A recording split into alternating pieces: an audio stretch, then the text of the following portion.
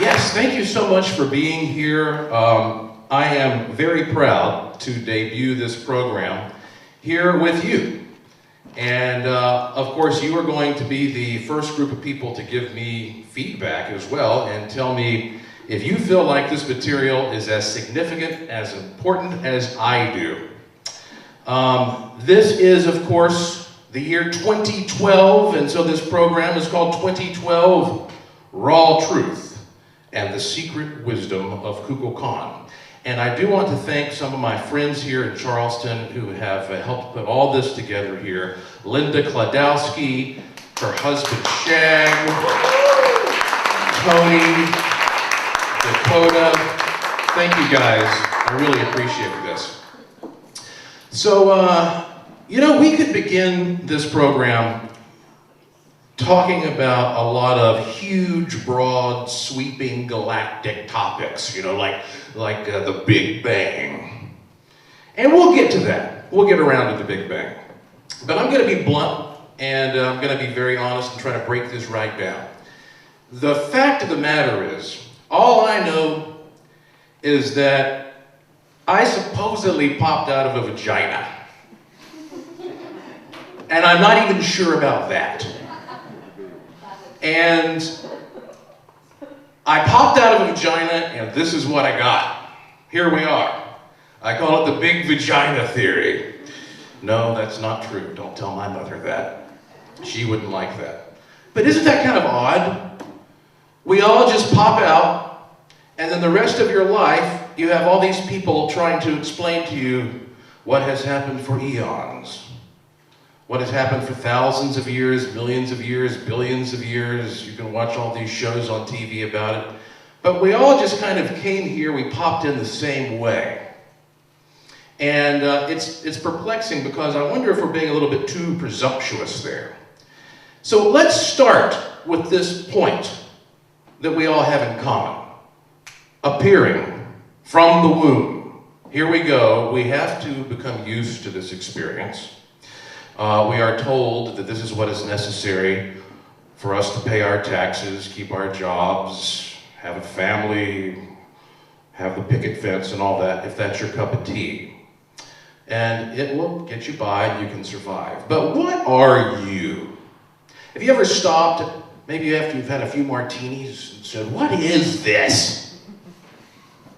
This is weird. This whole thing is paranormal in a way, isn't it? There's something paranormal about the fact that we are here right now in this thing, this hologram, talking to each other.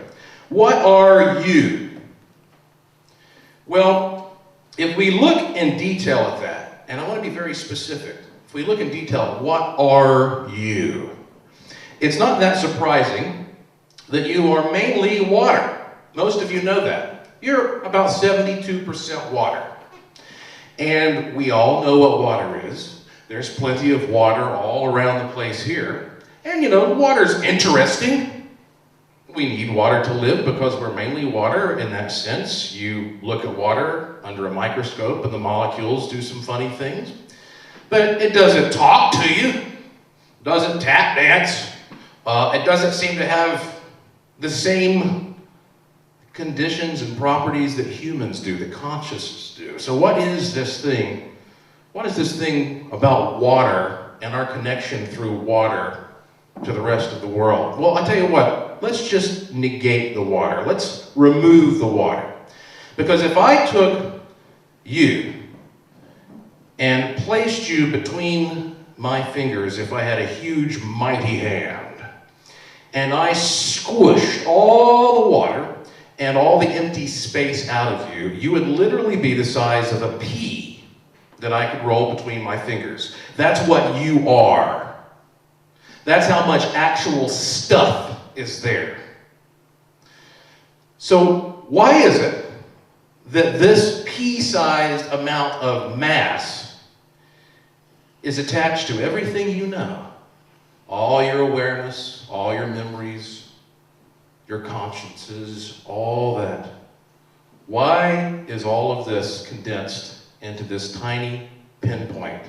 And this body is ever changing. It's constantly in flux. Even if you want to look at it as aging, your body's changing all the time. Obviously, there is some pinpoint of awareness here, and we kind of condense it around this odd thing called the brain.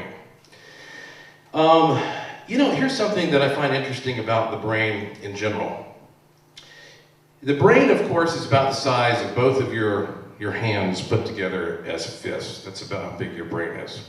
And this section at the front of your brain here is called your frontal lobe. And the frontal lobe is very, very important in separating us from other animals, other creatures. And that is because the frontal lobe allows you to actually see somewhat into the future. Now let me explain what I mean. Right now, if I go outside and decide to walk across the street, the first thing I will probably do is stop and look up and down the street to see what's coming down the street. And then my brain will look at all these future scenarios of what may happen if I step out in the street. How far should I go? Is there a bicycle coming? Is there a Mack truck? The part of the brain that lights up when you start looking into future scenarios is the frontal lobe. And that's going to be very important later on as we talk more about this concept that there is a significant future energy, if you will, attached to this part of the mysterious brain.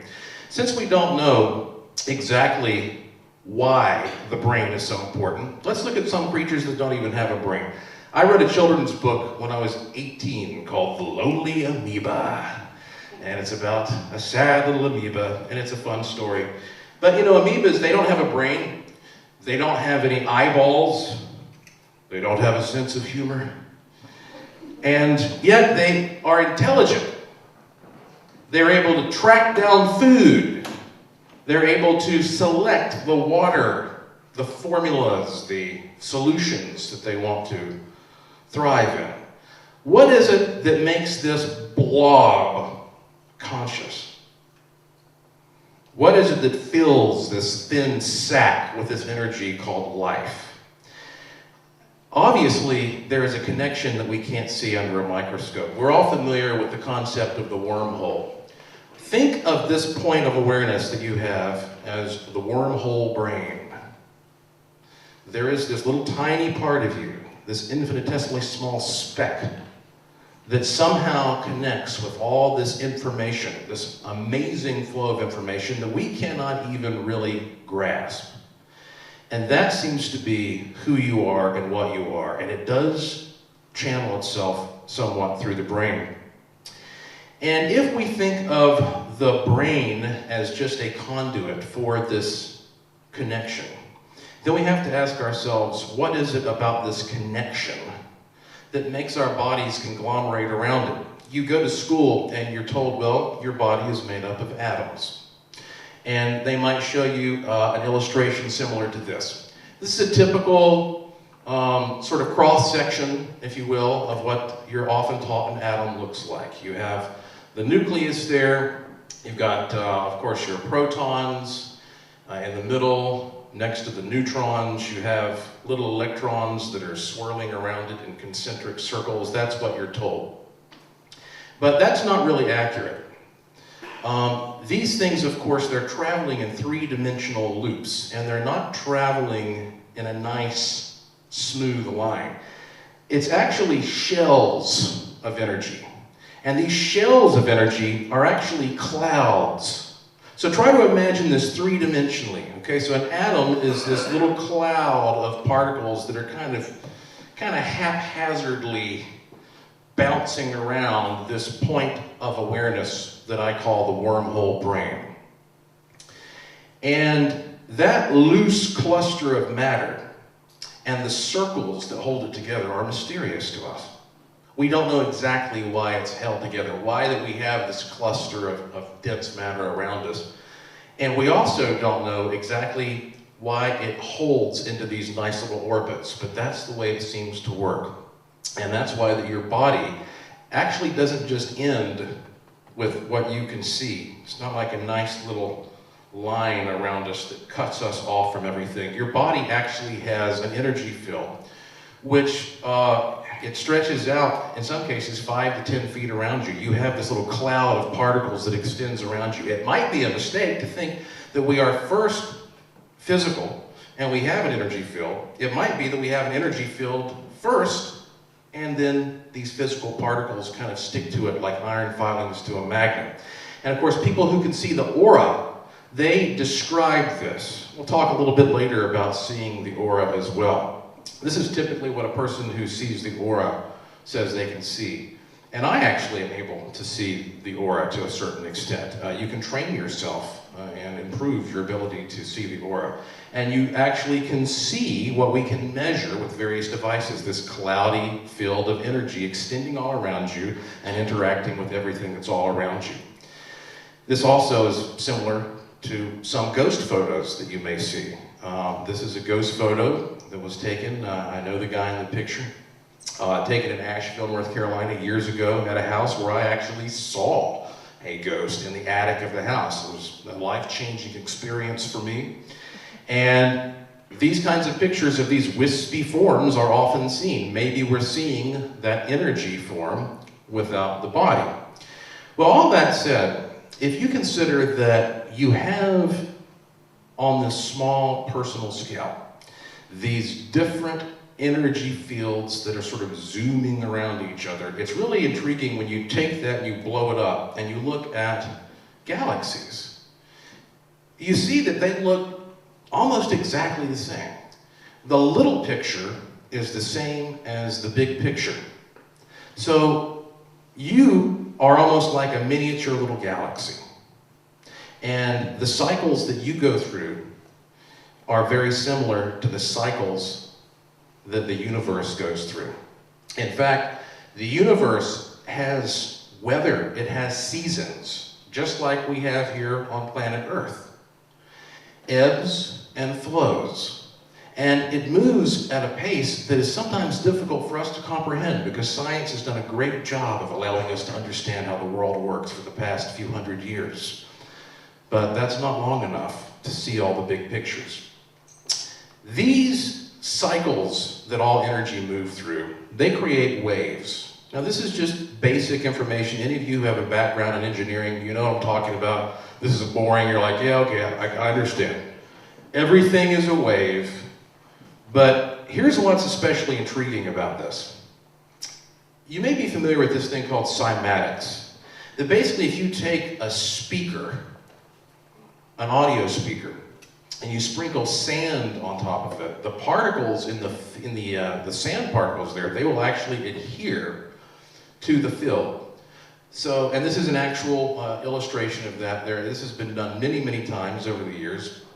And this again is just sand on top of an audio plate. And as the fields change, the particles in the field change as well. So you can get all kinds of interesting, beautiful patterns. And what this shows you is that there is a force in resonance. There is a force in these waves. And these little particles inside of us, they change as that force changes. So if the universe has these big, big cycles, and we are part of the universe with these smaller cycles inside of us, when the big cycles change in the universe, it affects us. It affects us mentally, it affects us physically, and it affects everything on this planet. And there's been a lot of talk for thousands of years about the year 2012. And some of you have probably felt a little bit uncomfortable already. You might think maybe I'm psyching myself out, but there actually is a nervous energy in the air. These waves that can actually shape particles, they don't just do it on a two-dimensional surface like the particles of sand. It happens three-dimensionally as well. This is just a semi-liquid substance in a bowl with, once again, a sound wave pass through it. And it can shift and create these three-dimensional masses. Everything around you is malleable and constantly changing, and you are not separate from it. So if you look at these cycles, and you start to see these patterns of how cells divide, of how supposedly organisms change over time and develop.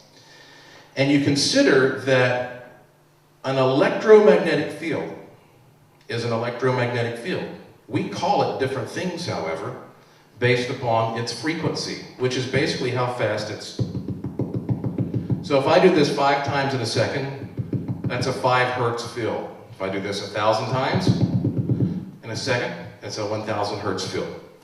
So for those of you who are not as aware of how electromagnetic field dynamics work, if a field is about the size of a building, a big one, kind of like, size of this room, well, that's a radio wave. And a little bit smaller, you go into microwaves, and you can see where the scale of humans are there. Microwaves are about the size of a honeybee. And then infrared realm is the size of a pinpoint, et cetera, et cetera. You can see how gamma rays, they are so tiny, they can finally pass through things like atomic nuclei. But it's all the same thing. It's just vibrating at different rates. And that shows you how we are interconnected with all of it. And of course, all throughout history, we have looked at how humans may have evolved as the universe has evolved and changed. And we go back to the idea of these waves and what is our connection to these cycles. These gentlemen right here won the Nobel Prize for Physics last year. Their names are Perlmutter, Schmidt, and Rice. And they won the Nobel Prize because they discovered and proved that the universe is accelerating. Now, we've known for a long time it's expanding, but they've proven it's speeding up. What does that mean? It's changing, and we are changing with it. Our waves are altering at the rate that the universe around us is also altering. Where is this leading us? What is the point here? You look at the Big Bang. Getting back to that point. Once again, the idea is that things were very condensed and small, and they've sped up. They've gotten faster and faster and faster, and supposedly we are now somewhere around here. And if you could overlay a wave, you would see this would be just like a radio wave coming out of a radio transmitter. And this is how we back engineer all the energy around us to make sense of it, to make sense of what it is and where it came from. So if we are accelerating, it's kind of like turning up the volume, right? What happens when the volume goes up and the vibrational fields change?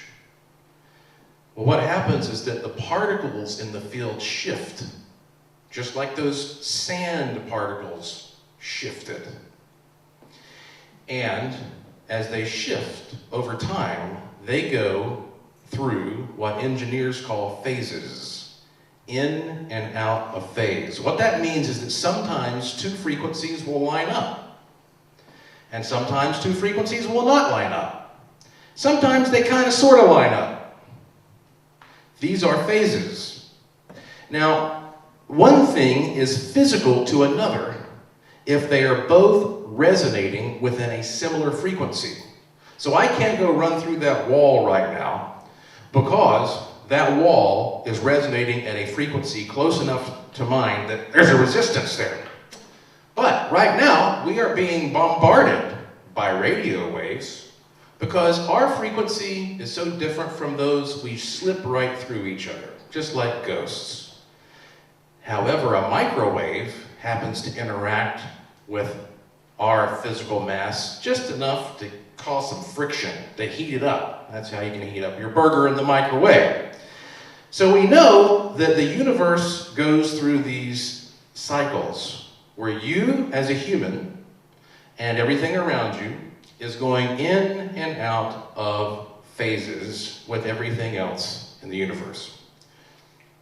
And in fact, it may be that some of these ghostly beings that you hear about are things that appear for a while and then disappear because they're coming in going in and out of phase.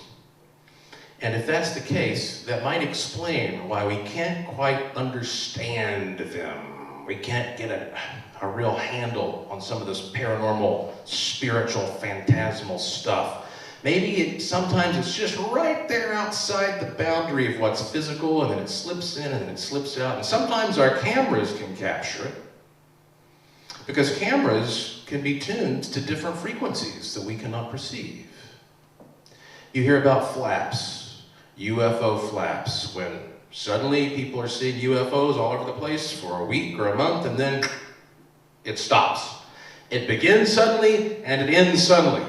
Could that be because it goes in phase and out of phase? It makes sense that this would have been happening all throughout history if we understand wave structure and wave behavior the way we believe we do. That said, let's look at what happened to this wave structure about 2,000 or 3,000 years ago. Now, none of us were here then, not by a long shot. But apparently, there were people here, there were humans here 2,000 or 3,000 years ago, and they tried to tell us something. They tried their best to communicate something to us. They carved it in stones. They passed it down from generation to generation. They tried to tell us that we are not the only beings here, that they were visited. Now, I'm not talking about aliens coming from another planet, because that's a very simplistic view. 2,000 or 3,000 years ago, all the major religions sprang up because they, around the world, and all the different cultures said, we have these superior beings. They usually come from above. Sometimes they just come from beyond. They have these amazing abilities. They all said we were visited, and they all said they're going to come back in about 2,000 or 3,000 years. Now, we think to ourselves, oh, what does that mean?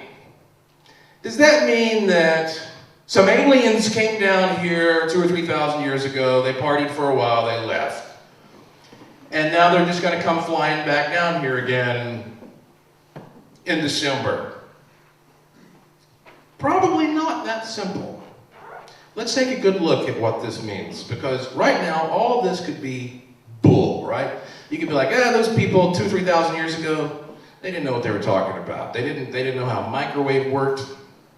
They didn't know what spam was. I'm talking about the kind you eat. What do they know? Well, let's look for a second at what they said. Okay, let's take a little journey here. Give me the benefit of the doubt for a moment as we take a ride on this mental experiment. Let's say they were right, because you read the Bible or you read the Vedic texts and you read all these various, spiritual doctrines around the world, and they all talk about the fact that in some cases, these beings, they would come, they'd sit down and have dinner with you. Angels came and had dinner with me. Oh, that's interesting. People just float up into the sky.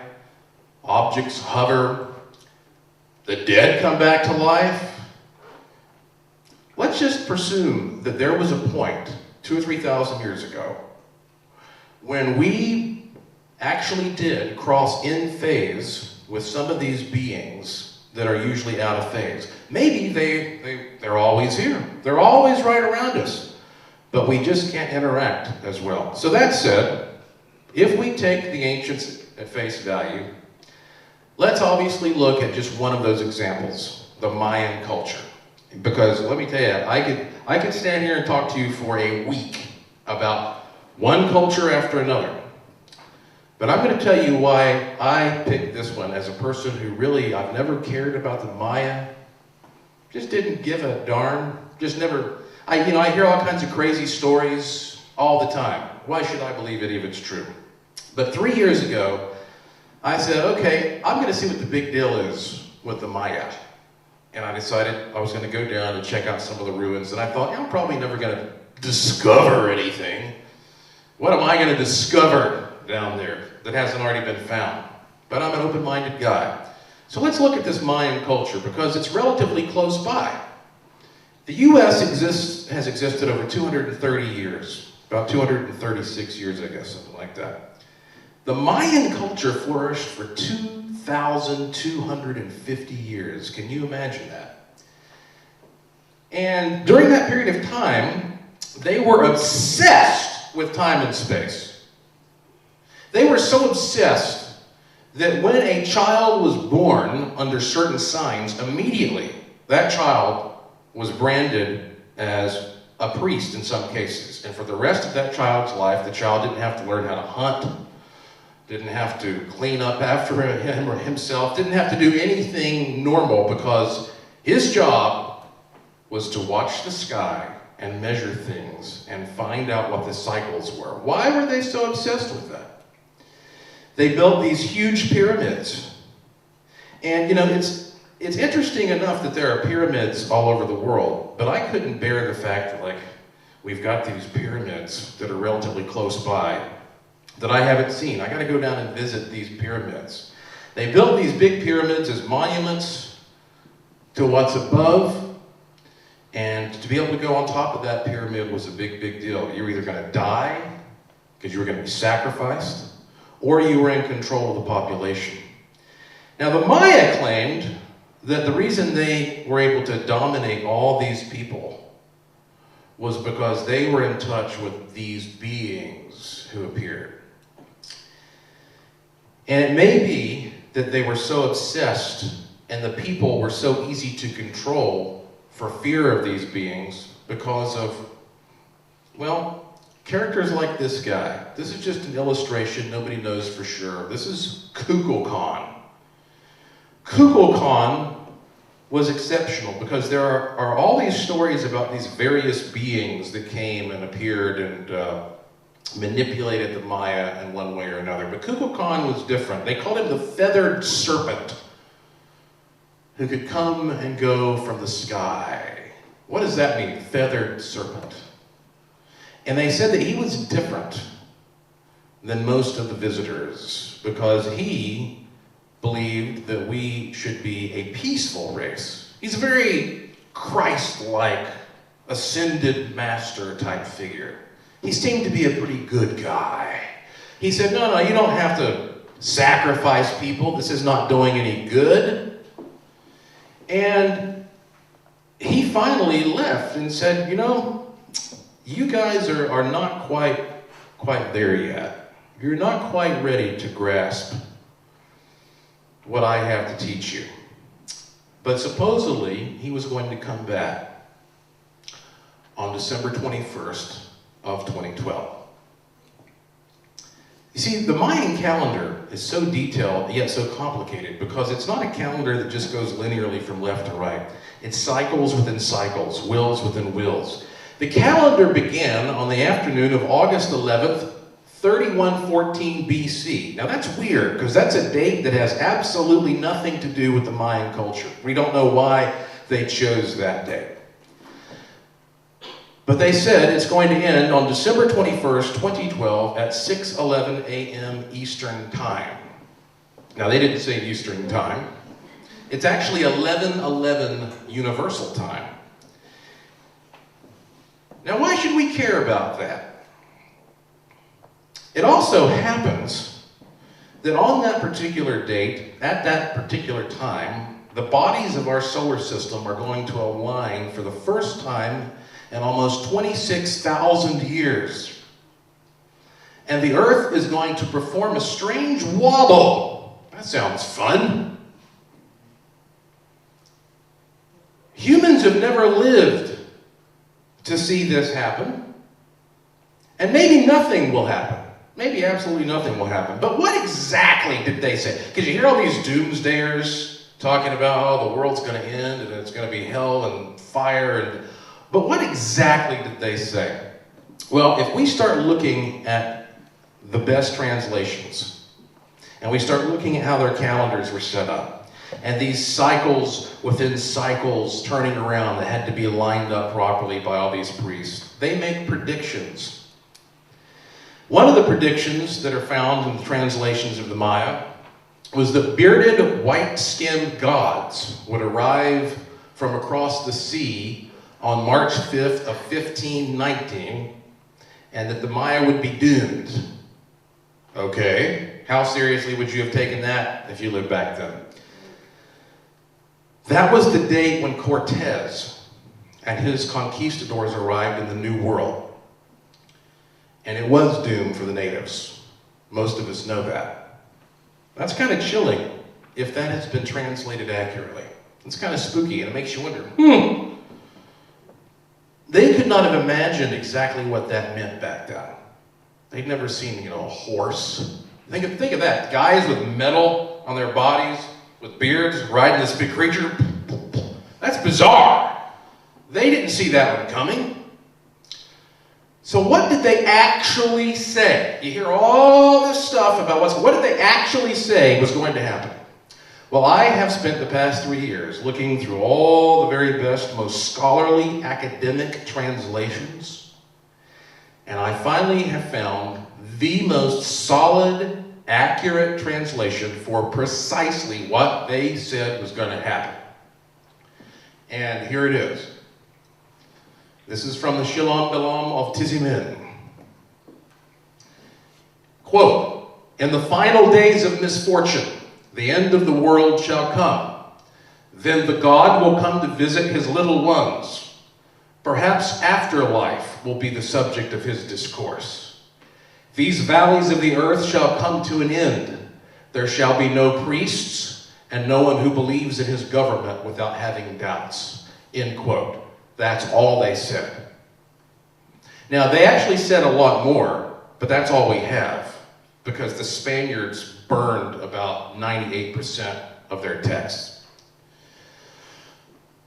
Now, the good news is, even if you believe this is literally true, this is to be taken literally, it doesn't make sense to say, well, that means the world's going to end. Because even though it says the world, shall come to an end, it also goes on to say, well, there's going to be a conversation, of some sort here. And there must still be some people who have to not believe in their priests or their government. So, it's not necessarily saying it's all going to stop. It's saying there's going to be a shift. When they said the conquistadors were going to come here, because the cycles lined up, it meant doom for them. But it was good for the conquistadors. It's all a matter of perspective, how you look at these things. But change is what we have in common. So here they built these big pyramids down there in Central America. And most of the ruins are unexplored to this day. They're just bits and pieces peeking up. Most of them are just buried. We don't know exactly why the Maya dramatically disappeared. There are lots of theories. Obviously, the Spanish didn't help, but it could also be that they went through their resources too quickly. So I decided to go down there to a place called Lamanai in Belize. Lamanai means submerged crocodile.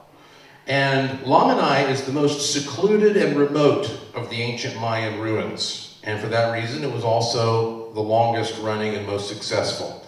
To get there is not a very easy task. It's not like some of the more touristy pyramids that you can go to.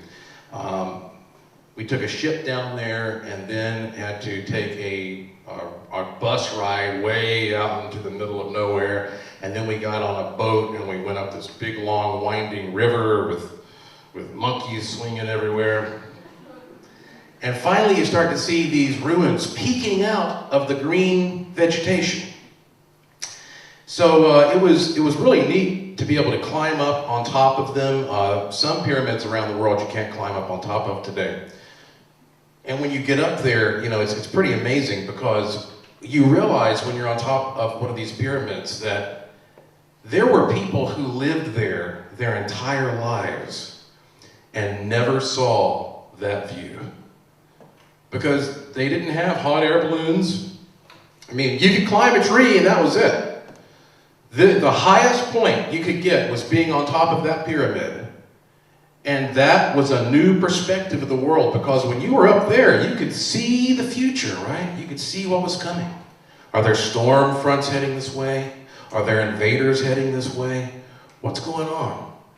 You got information from that new perspective, and that's why it was reserved for the holy people, the ones who were in touch with beings who had come from the sky. So here I am walking around this place, and I thought, wow, this is a really amazing place. I'm glad I took this journey. But then something happened, and I realized why I was meant to come to this place. Right in the middle of the village of Lamanai is a ball court. And they considered this to be a sacred spot, the most sacred spot in the village. If you know anything about the Maya, you know that they had these ball courts. And the guys would go into the ball court, and basically they had this big, like 10-pound rubber ball, and you had to bounce this thing back and forth with your body. You couldn't use your hands until somebody got it through a hoop. You only had to score once, and you won. That's how hard this was. And then after you did that, sometimes they would kill you. That was your prize. Sometimes they would just cut your balls off and drain your blood. That was a prize also. And I don't know why they were so obsessed with the life force of humans, but they were. And this was their most sacred spot. But right in the middle of it is this big stone disc. And it seemed like a very odd thing to be sitting at that spot, because how would you like to be running around trying to play this ball game, and there's this big stone wheel type thing sitting there that you're going to be breaking your toes on? Well, in the early 1980s, archaeologists flipped that stone over, and they found something underneath it that they just couldn't quite understand.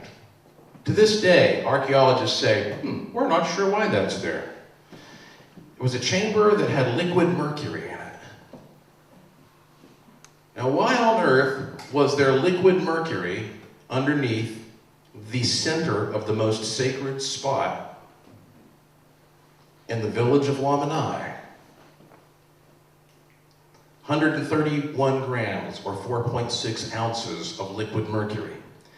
So the archaeologists, to this day, scratch their heads. The anthropologists don't have an answer.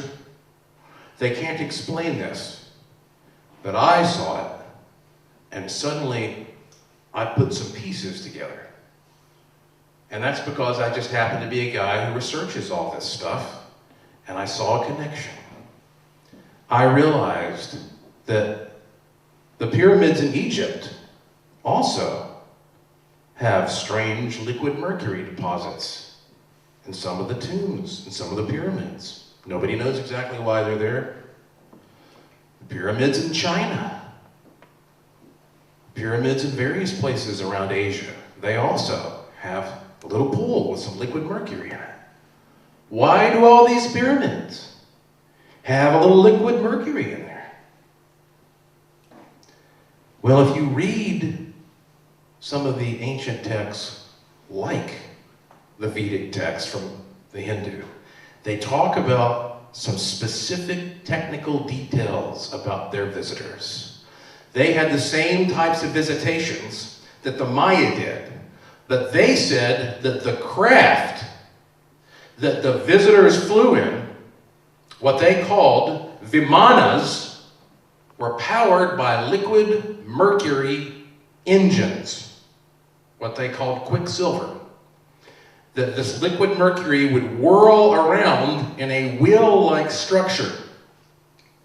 And that's a very amazing, specific technical detail that was recorded thousands of years ago in the Hindu culture. But you know what makes this even more interesting? The Nazis.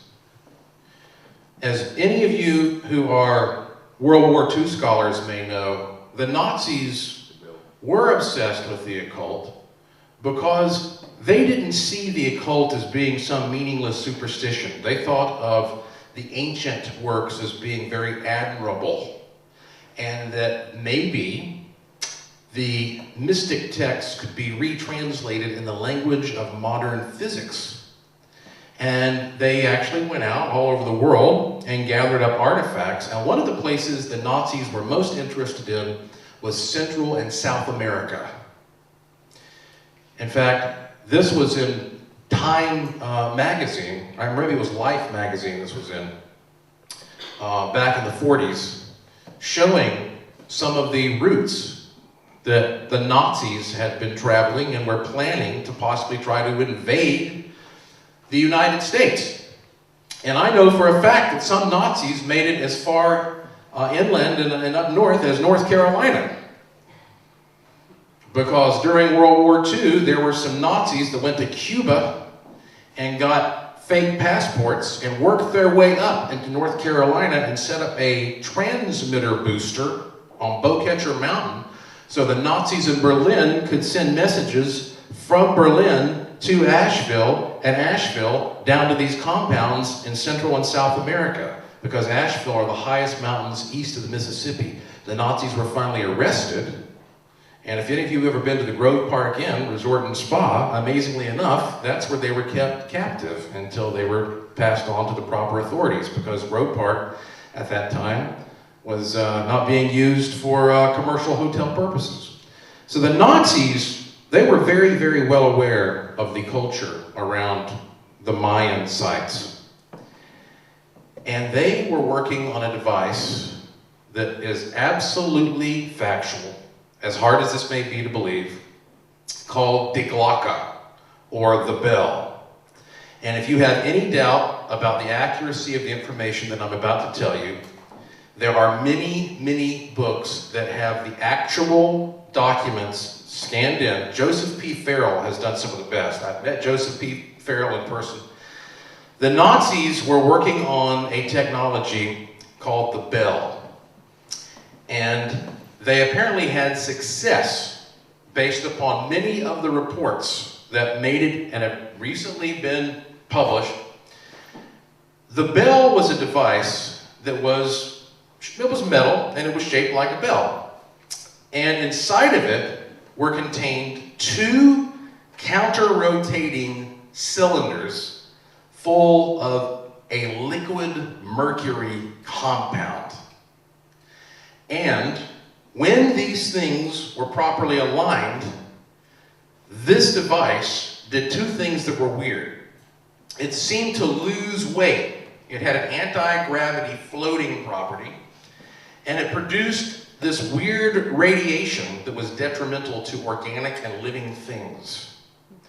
In fact, a lot of historians are speculating that the time they might have wasted trying to weaponize this was one of their downfalls, that if the Nazis had spent that much time working on, say, the atomic bomb, then they may have won.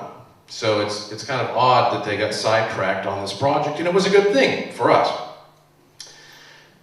So knowing that the Nazis had gone to the Mayan culture, where they used counter-rotating wheels for their calendar, and came up with this device of counter-rotating cylinders full of liquid mercury to achieve this result, when we find liquid mercury at the middle of their most sacred site at Lamanai and at all these other pyramids, and we have texts from the Hindus telling us they use liquid mercury engines, maybe we are looking at a little bit of substantial evidence that there is something to these stories. Maybe this is the first nugget, you could say, of truth behind those tales that we have such difficulty rationalizing without seeing it firsthand ourselves. Why were they here? Why were these beings here? And what has all this meant for how we advanced?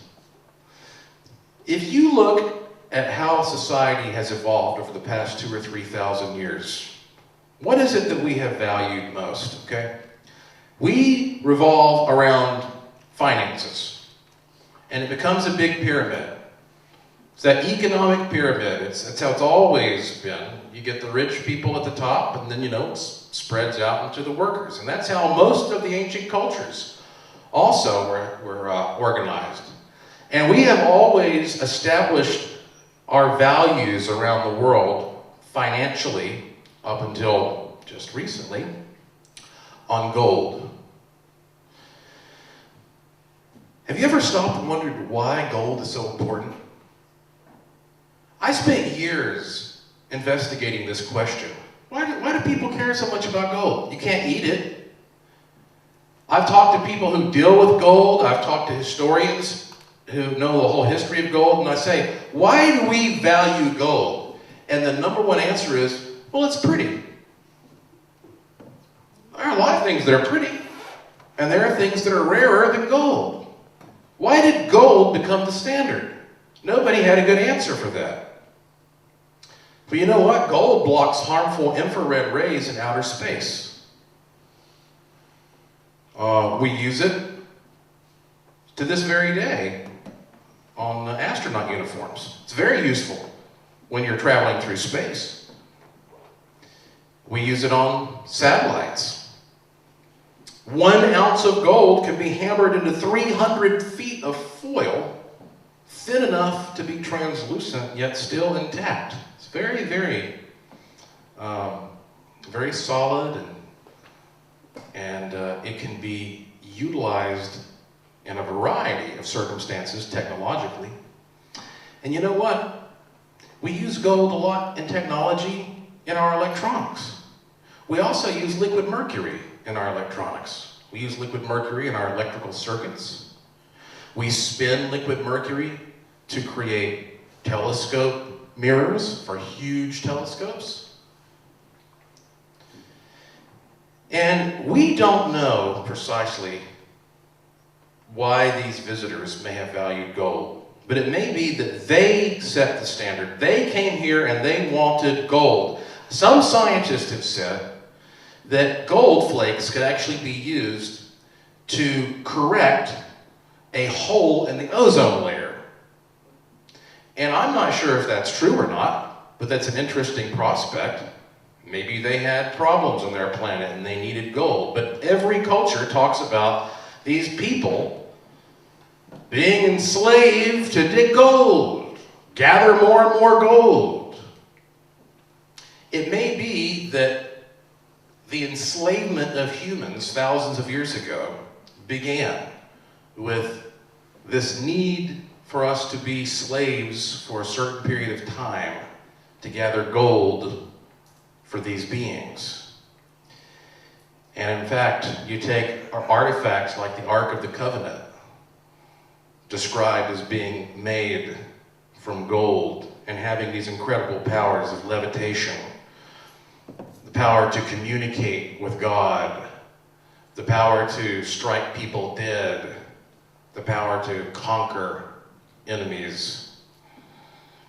You have always this connection between communication with another higher being and gold. Gold being the expression of that communication. And so, all the great cultures that have come and gone, they are all arranged around these social pyramids that begin with the people with the gold at the top. And of course, that same type of pyramid is the same type of pyramid that we see today. A lot of conspiracy theorists love this one.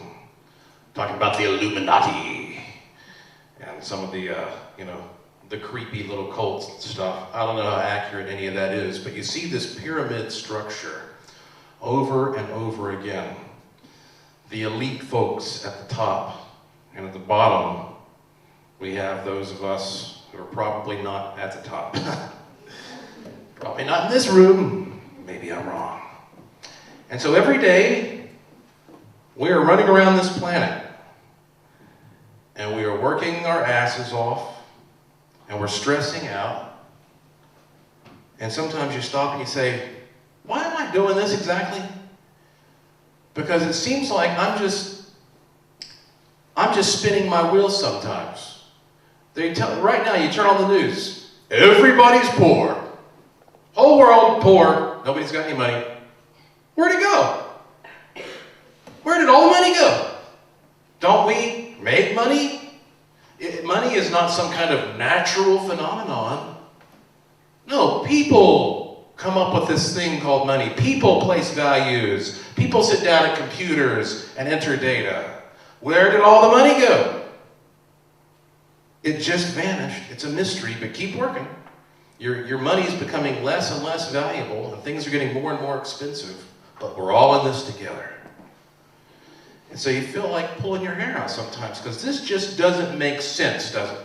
We live in a bubble here, and everybody's working as hard as they can, but we're just not moving up anymore. Well, there came a point when we shifted from the physical gold type standards to what is known as fiat currency. And that began with a Chinese emperor. And one day, he said, you know, I am the emperor. So if I declare that this piece of paper is worth a horse, then it's worth a horse, because I said so. And if you disagreed, he'd kill you. And that's what we do also. We have now shifted over to this system where the money system is just breaking down because there's just nothing supporting it. There's nothing there anymore. Even the gold we once had doesn't mean anything anymore. And this is unsustainable. We all know this. There's no sense in me going on and on with that because you can just watch the news every day. It's unsustainable. So where is this all leading? You've got to have money to buy food. You've got to have money to warm yourself, to cool yourself. You've got to have money to do everything, but the money is becoming less and less valuable. And people are becoming more and more pissed off every day. And all this is happening as these cycles are accelerating that have been talked about for thousands of years. The seasons here on our planet. Now, this is a guy named Terence McKenna. He's dead now. He died, I believe, in the late 90s. Terence McKenna was a mathematician and a philosopher, and he was controversial because he wrote some pretty wild books about mysticism, and he liked to eat mushrooms. And that could be very helpful in that job. And Terence McKenna, he became really interested with fortune telling and predicting the future. And he decided to look at one of the oldest methods of fortune telling, the I Ching. You guys ever mess around with the I Ching? The I Ching is basically a method of taking well, they're called hexagrams. Let me try to make this clear. Basically, the I Ching is a method of telling the fortune by taking something like a handful of coins and tossing them in the air when you have a question. And the idea is that since everything is interconnected, there is some meaning, some pattern to how these coins fall. And when they fall, you represent that by either making a straight, connected line, or a straight, broken line. And you do this until you come up with one of these hexagrams, one of these blocks. And there are 64 different ones, and each one has an interpretation, and you read it, and sometimes the information that you get is just astoundingly appropriate to the question that's been asked. Amazingly appropriate. But that's subjective, right? So he wondered what would happen if he took the I Ching, and the I Ching and the way it was designed and developed is one of the oldest manuals and one of the oldest systems in the world. He decided to take these symbols and graph them. And what I mean by that is, you can see how anything can be graphed. These are just basic graphs. You can take numbers and turn them into pictures. So he decided to take these hexagrams, and I won't go into the formula he used because I don't want to bore you with a bunch of math, but he took these and he graphed them and made a big line. And then he overlaid that with human history, starting with when the I Ching was invented. And what he found was that this graph, it lined up in cycles with some incredible moments from human history. And he said, you know, these cycles might actually contain elements of the change I'm talking about, which he defined as novelty. Novelty is the amount of change that happens in a certain period of time. And look right now at how things are accelerating and speeding up. Look at how 5,000 years ago, if I wanted to know what happened in China, it'd take years for me to get that information. Now you can get it in seconds. Now every day you check the news. What happened an hour ago? There's no telling. The rate of acceleration for information is accelerating along with the universe. And he saw that it seemed like these periods of novelty, they coincided with major events throughout human history. And you can see some of them here. And look at the ups and downs and that crunch that happens throughout the 20th century. And then the wave finally breaks down. It breaks down on a singularity, a single point. And he wrote down, interesting, the wave seems to stop on December 21st of 2012. He had never heard of the Mayan prophecies. He knew nothing about that. One day, a scholar who read his work contacted him and said, "Are you aware that this waveform breaks down on the exact same day that the Maya said a huge change was going to happen?" And he was astounded. More confirmation of these cycles. And I actually have seen myself over the past few years how you can look at this graph and you can almost predict when there's going to be a great deal of change in the world. The degree of change that we're talking about can also be represented in part by the pyramid structure. The Maya, they talked about this resonance being very similar to what would happen maybe if you drop a ball. If you hold a ball in front of you and drop it, it goes bounce, bounce, bounce, bounce, bounce. Right? And then it stops. So the cycles that define this, they called various names. Coblatoons, that's a period of 2 million years. We start back down here. This is the Hoblatoon. This is 16.4 billion years ago, till the singularity here at the top. And then you get into, Kinshal-toons, Coblatoons, Pictoons, Boktoons, Cocktoons, Toons, and then finally, just days. And guess when the days start? April 5th of 2012.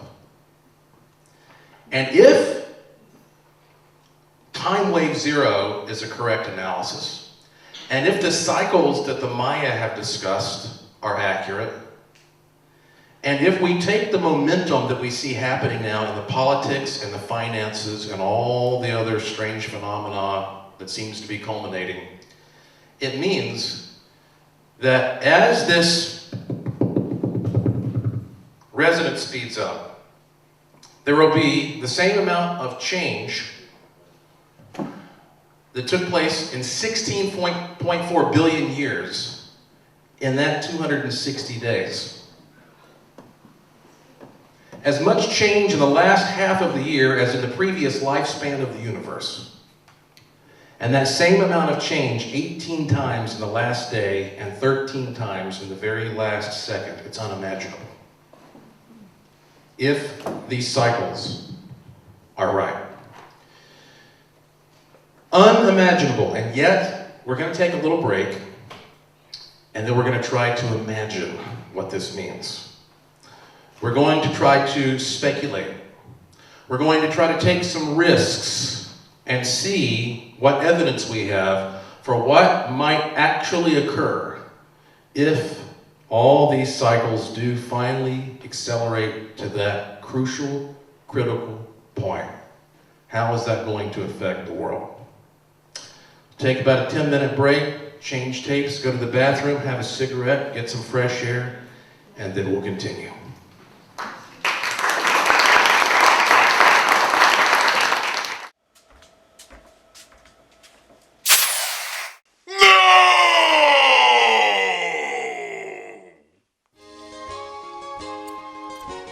Now, when the power goes out, I'm still comfy. That's why I created the Sunshine Simple Generator to be the world's best solar generator for your money. It's powerful, yet it never needs fuel, and it's quiet and clean. This box is 1,800 watts of raw power, and it works in harmony with Mother Nature. Here's how simple it is. You will receive 2 boxes. One contains the folding solar panel. You just unfold it and put it in the sun.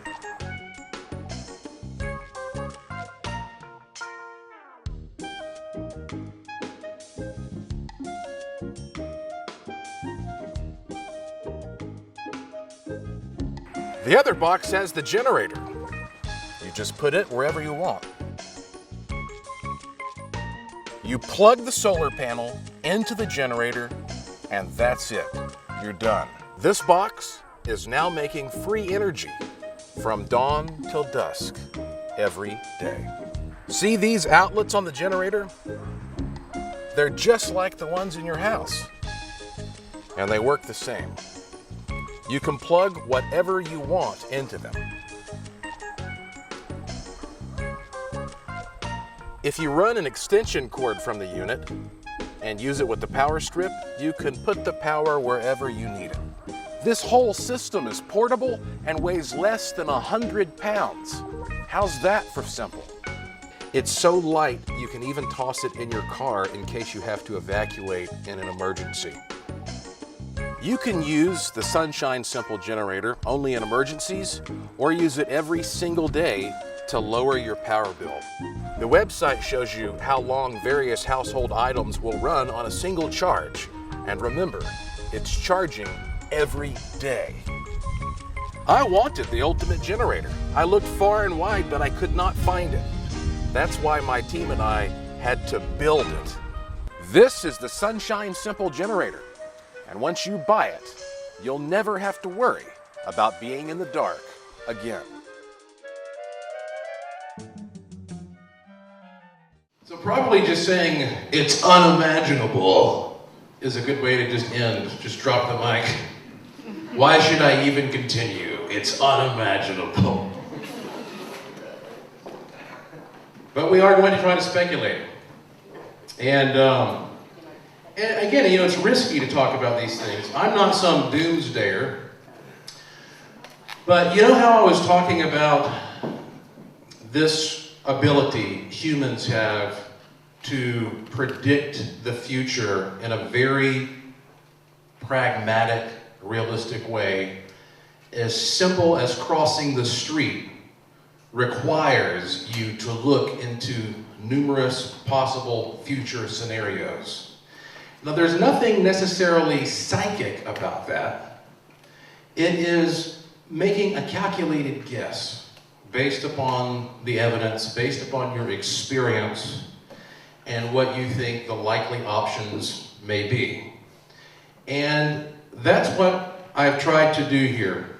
Because, over the years, I have met so many experts in so many different fields and learned from them and gotten their opinions and tried to see what made sense to me and look at the collective product of this, the circumstantial evidence, and what we can possibly expect if everything that I have shown you is indeed correlating and corresponding and compressing and condensing to the degree that it seems to be. And this is something that you can see in your own life, as well as everything else happening around the world and what people have been telling us for so long in so many different cultures. Looking at these cycles, bouncing, vibrating, faster and faster, this quickening.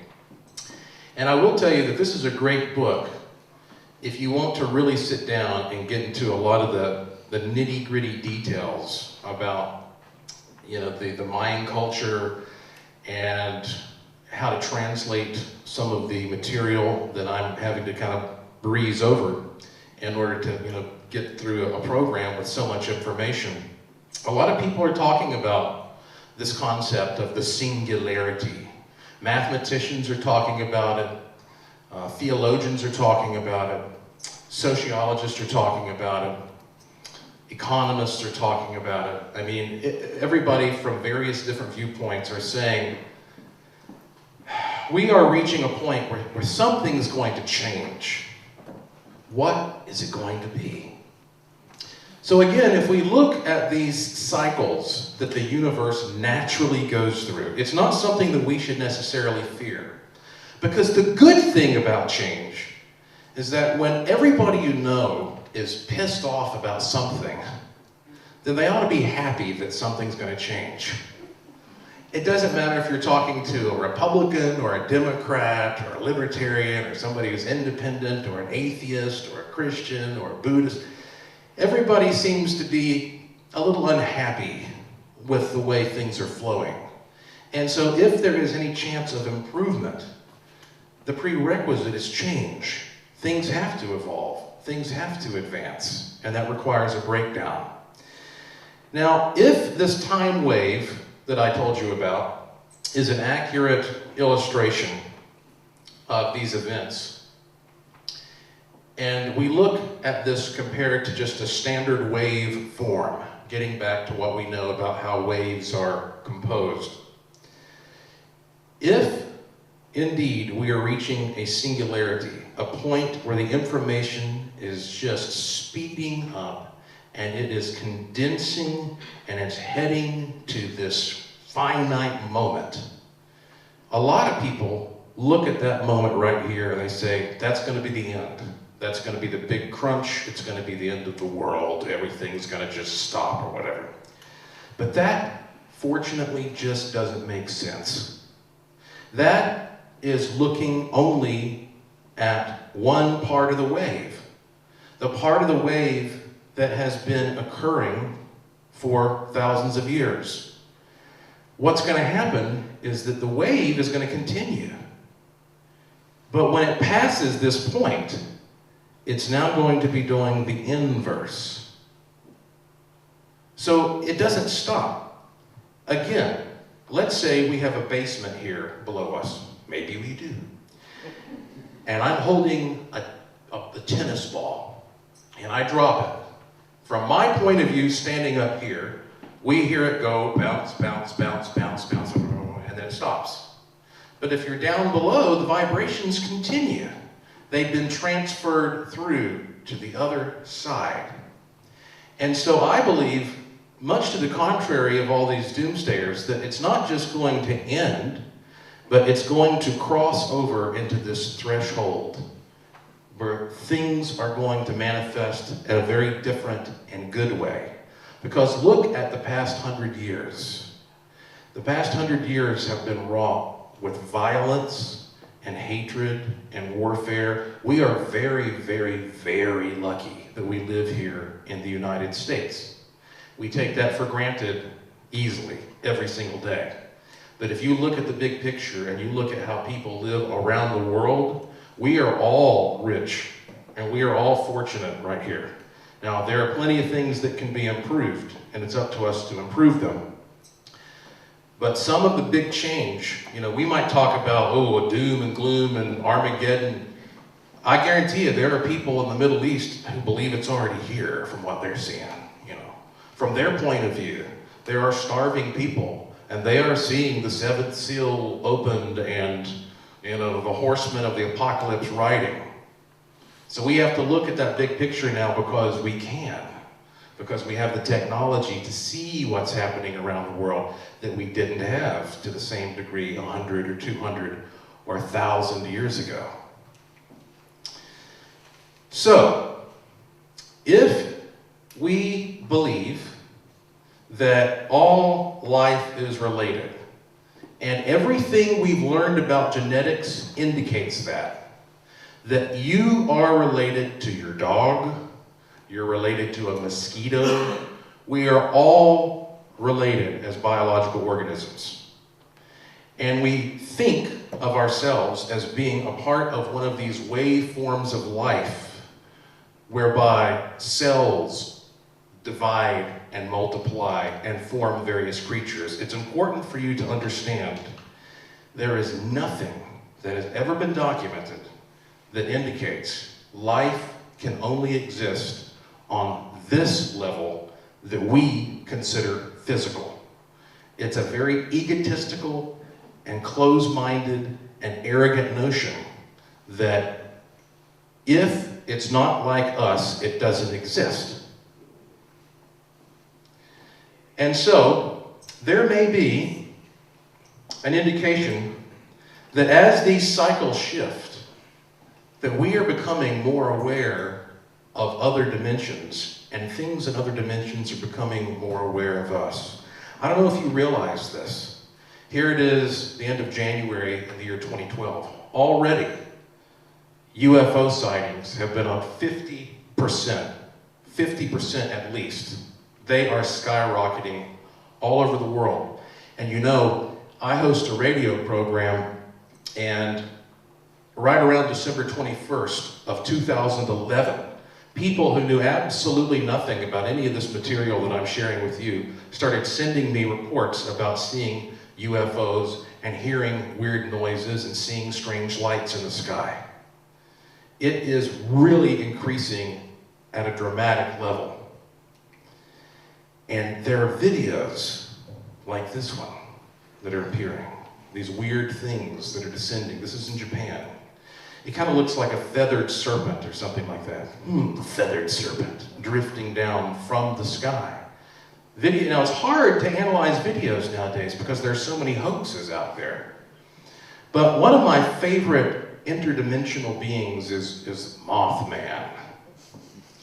And, you know, if we are to speculate that there are life forms that are just outside the realm that we usually consider physical, but that as we come back in phase with them, we are going to be able to observe them again, and they are going to be able to observe us again in the same way that was done thousands of years ago when the major religions of the world were spawned based upon this concept.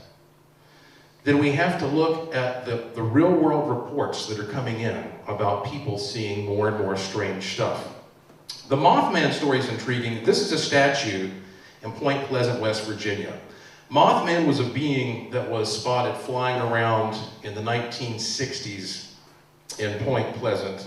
Of course, The Mothman Prophecies by John Keel is a book that's a fantastic read that documents a lot of the sightings there.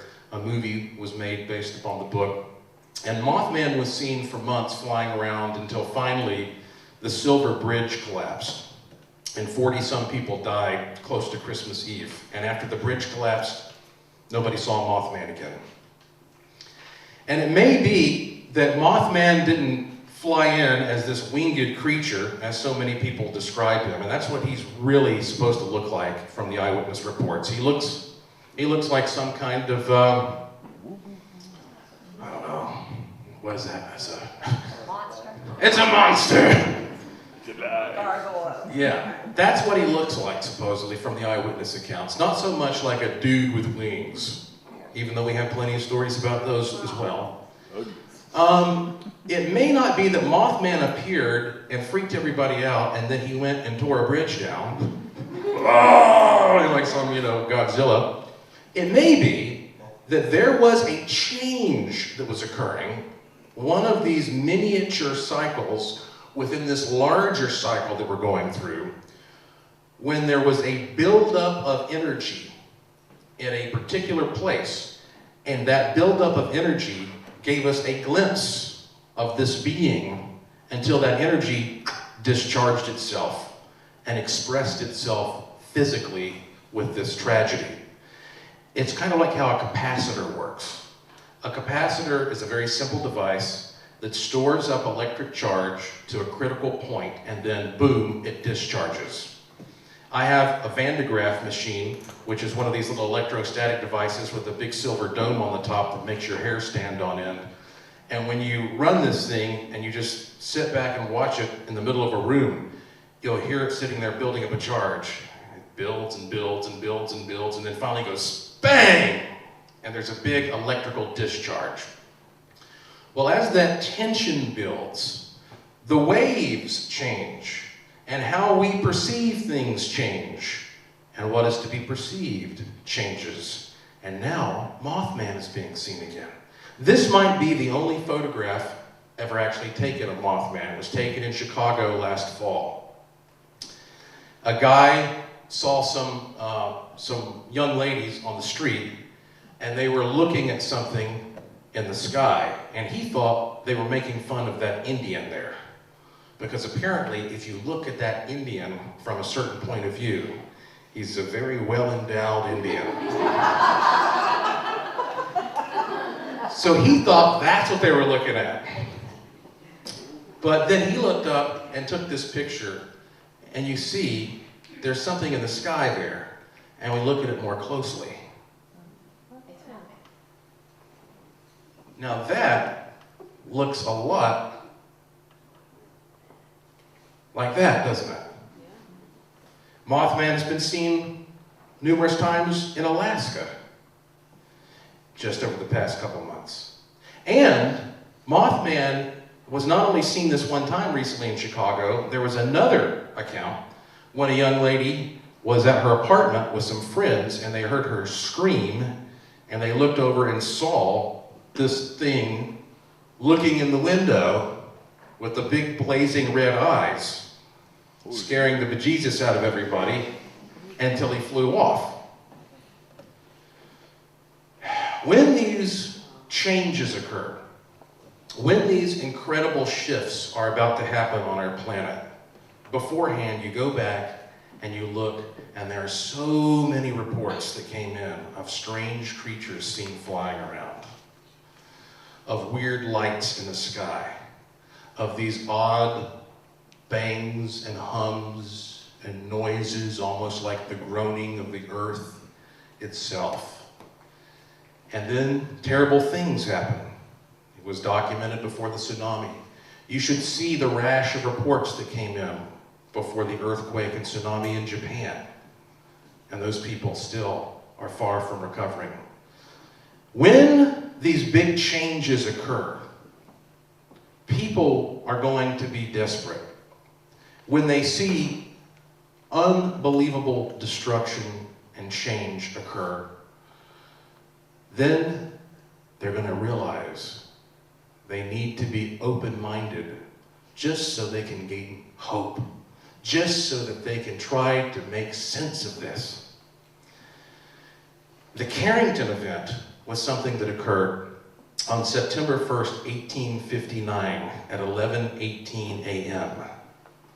This man is Richard Carrington. He was a scientist who was one of the very first people who ever observed solar flares. And he was watching the sun that day, and he saw a huge, big burst of energy. And after that, telegraph wires all over the planet started shooting sparks, and they started catching papers on fire. People were being shocked off of railroad tracks because any long conductor on the earth has a field of electricity that is induced to flow through it when there's a massive solar flare.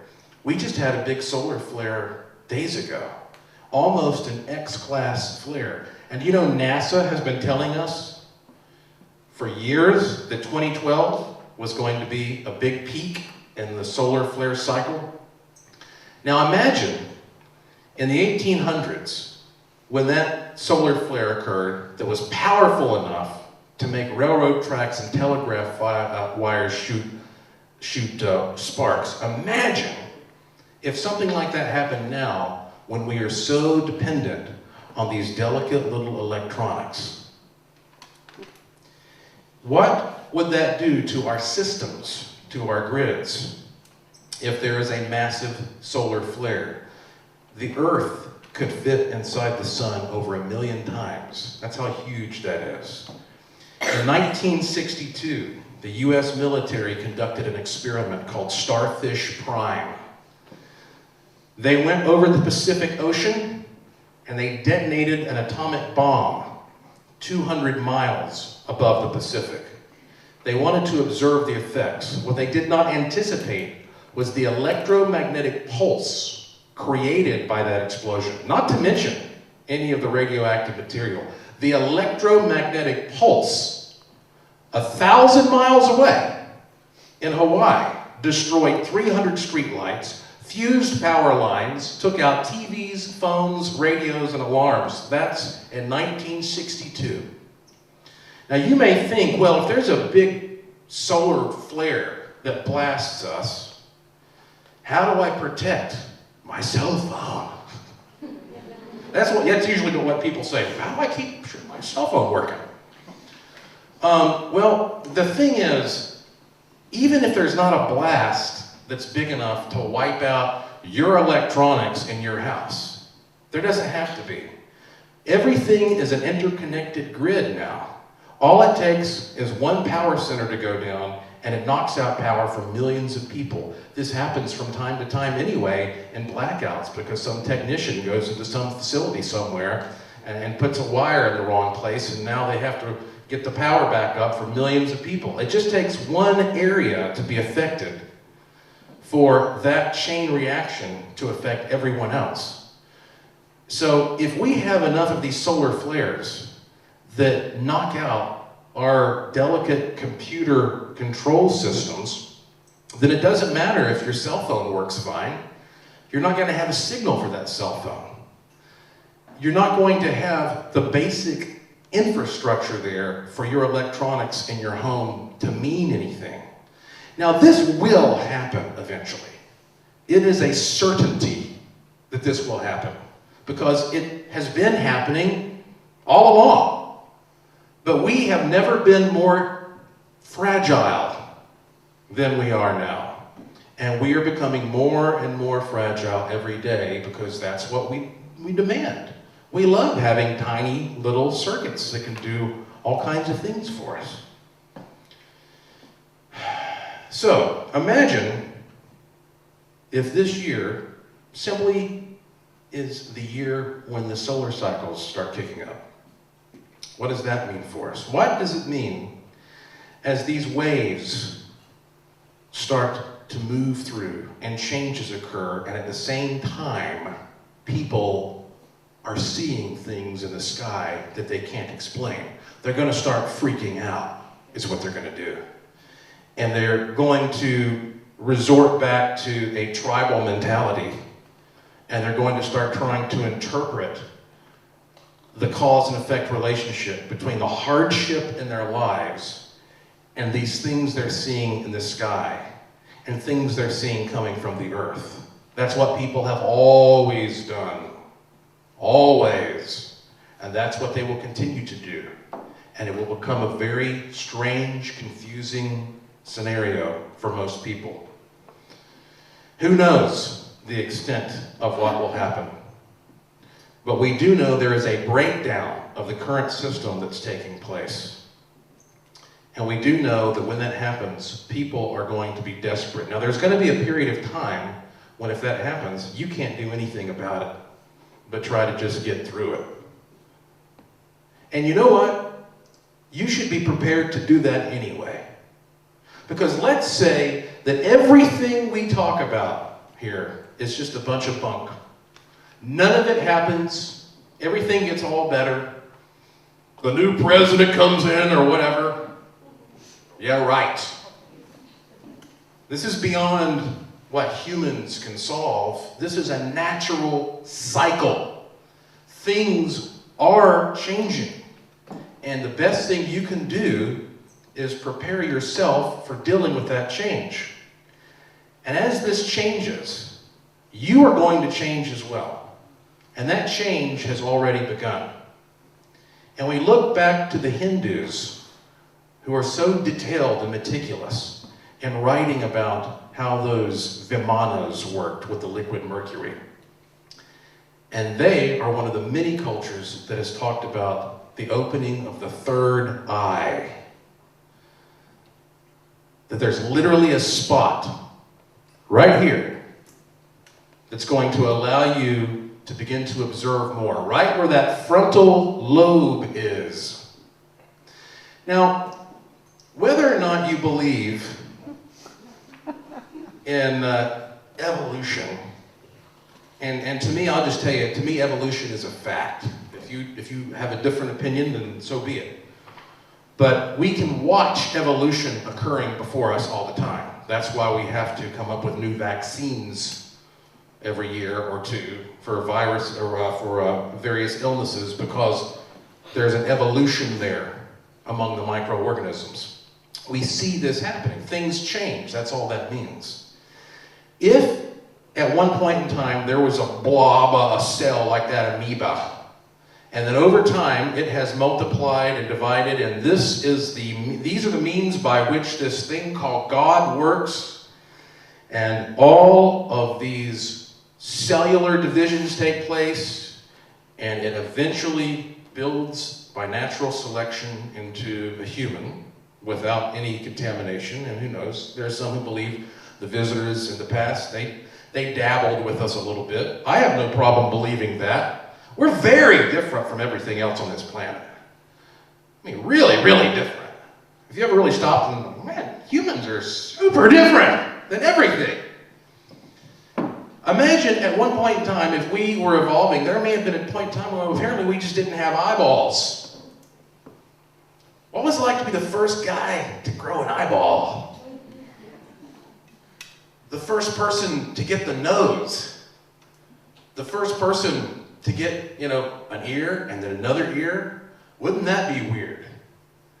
Because now you have an advantage on everybody else. Because there is an energy there that being sensitive to is advantageous for you. And therefore, imagine if we literally are going to grow a third eye there. That's pretty creepy. But it's not impossible. I mean, if you believe that evolutionary biology is accurate, then is this perfection? Well, I know this is perfection. Are you perfect? Just kidding. Is this really the best? We have all these things we don't need. Why do I have nipples? Enough said, right? Why do I have nipples? Why do I have this tailbone but no tail? Why do I have, portions of eyelids and things that I no longer have? It may be that we are literally changing and evolving because this frontal lobe part of us that makes us more sensitive to these things like envisioning future scenarios is, in fact, advancing. And I personally believe it's happening because I mentioned earlier that I can see the aura, and this is something that I naturally had an ability to do when I was very young. I don't talk about this much because I don't want everybody running up to me and say, oh, read my aura, because that's annoying. Seeing it's one thing, reading it, a little different.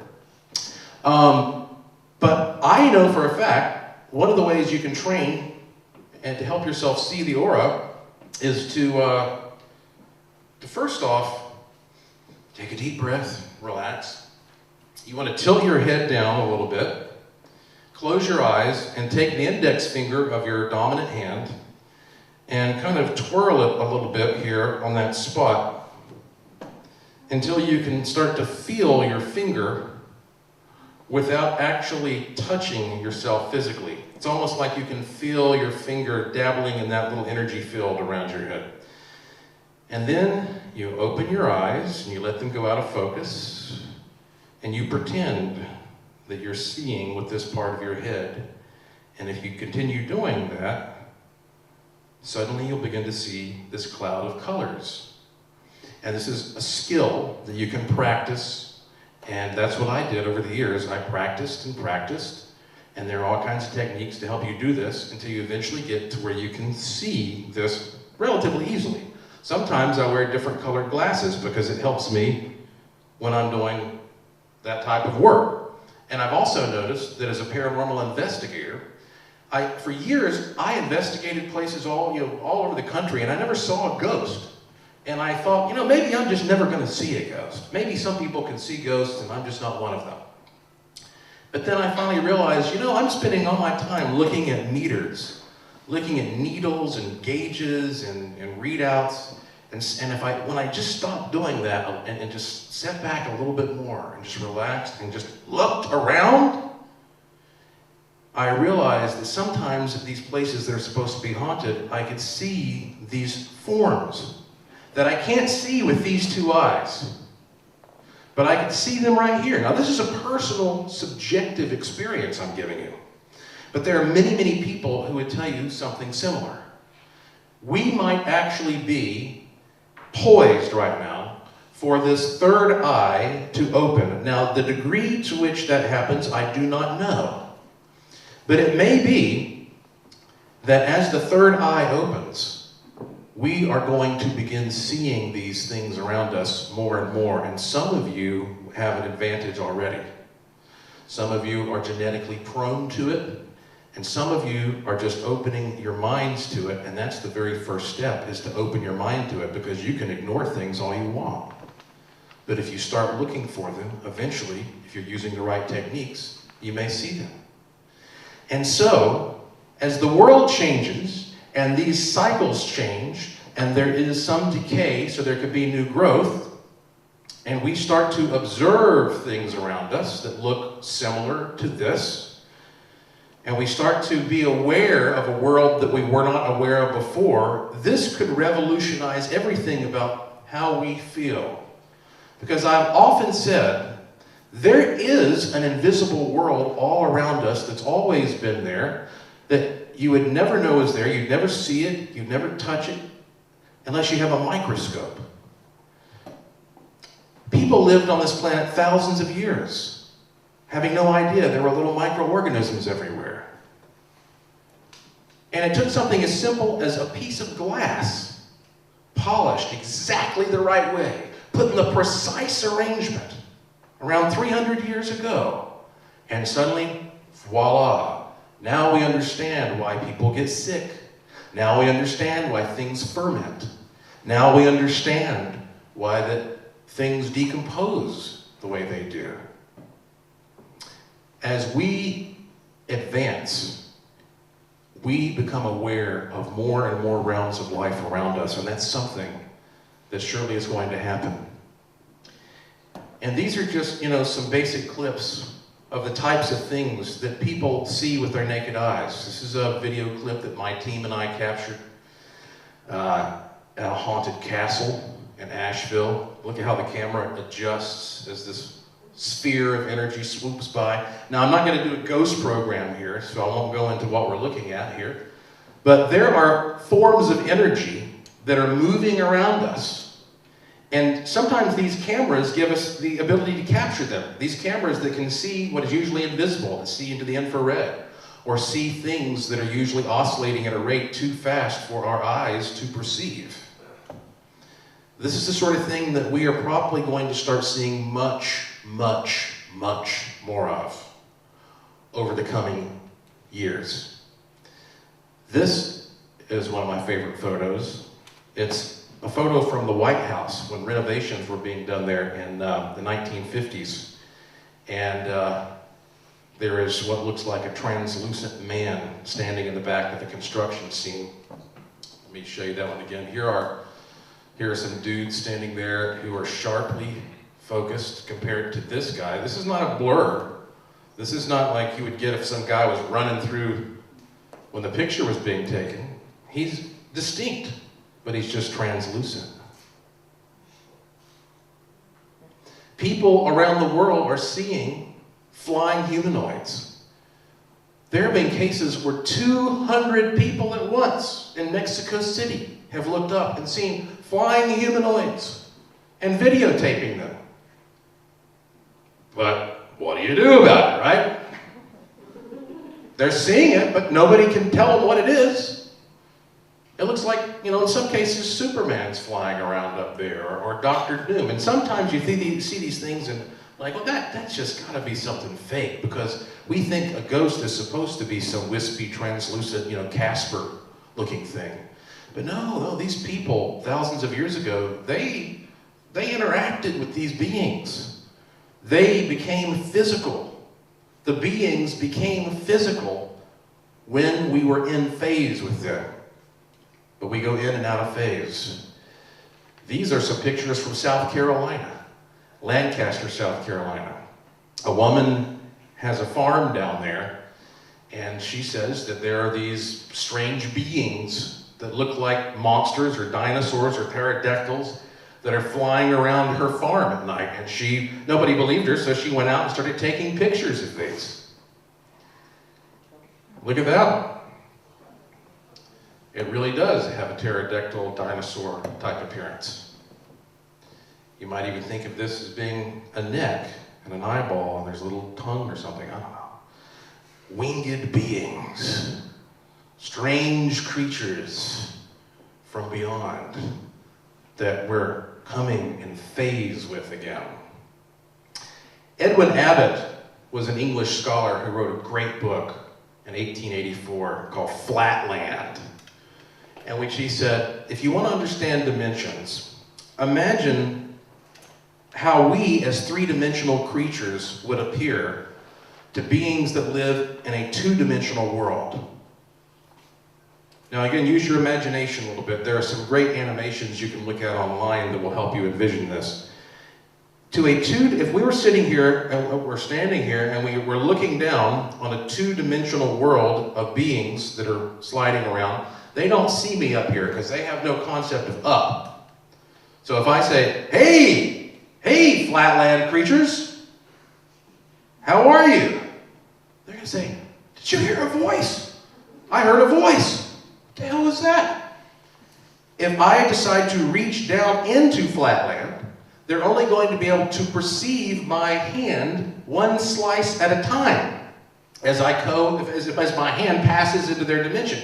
And so from their point of view, it would look like something just appears in midair and changes shape, all these weird shapes morphing around, and then it disappears.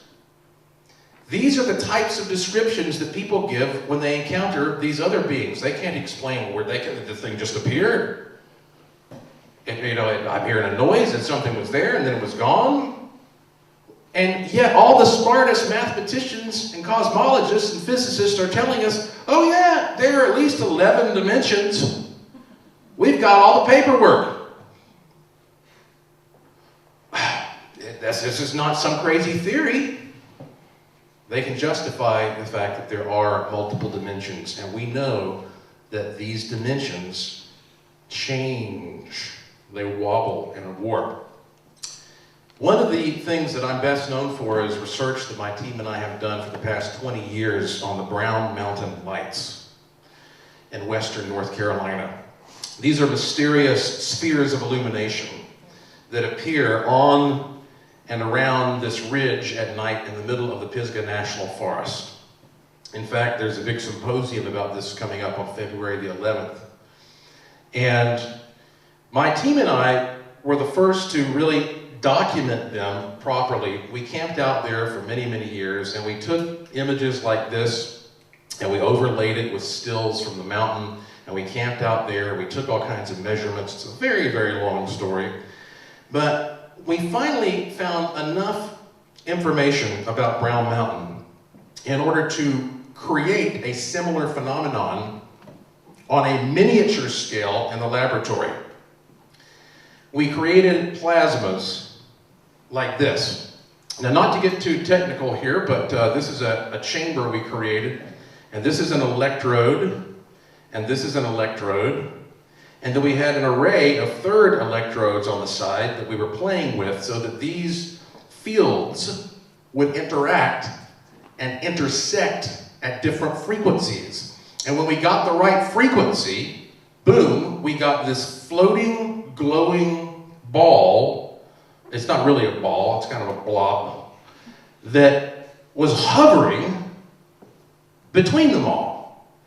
And so here we are standing there marveling at this energy form that we created that seemed to be an independent blob of something floating there.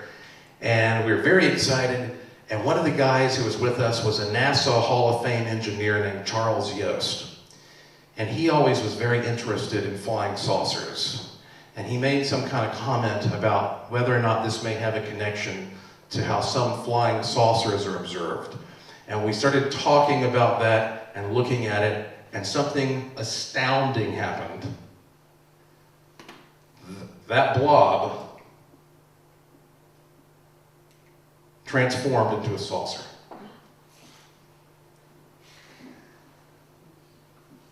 Now, I want to make sure you understand the impact of what I just showed you. Here we have what we thought was just this inanimate, insensitive blob of energy that we created by observing this spectacle in nature, and we start envisioning it as a flying saucer, and before our eyes it transforms into a saucer shape. As if this is a conscious, sensitive medium. And then it really sunk in. You are not just here on this planet at the whim of all these external forces that are bouncing around you and kicking your ass every day. You are an active participant in manifesting and forming what happens around you. You are an integral part of nature. Humans are not separate from all this. When the cycles of the universe change, we change with it. And when we change other things around us. It is that intimate interconnectedness, that web that defines the mysteries. We can't understand certain things because we keep trying to take ourselves out of the equation. And it doesn't work like that. You can't observe something without affecting it. The Heisenberg uncertainty principle. When you go to a haunted house, what happens in that house is going to be affected by the fact that you're in that house, looking for it, observing it. It's like looking in the mirror. We're trying to understand ourselves. It's a feedback loop. It's infinity. It is the rabbit hole. And that's why we have so much difficulty trying to put all these mysteries under a microscope, because we have to be the component that makes sense of it all when we are at the same time affecting it.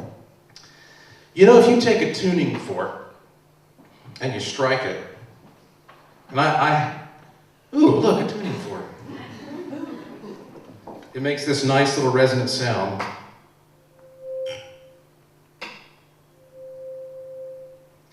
And if you take two tuning forks and put them side by side that are the same key, and you strike one, the other one will begin to resonate even though you haven't touched it.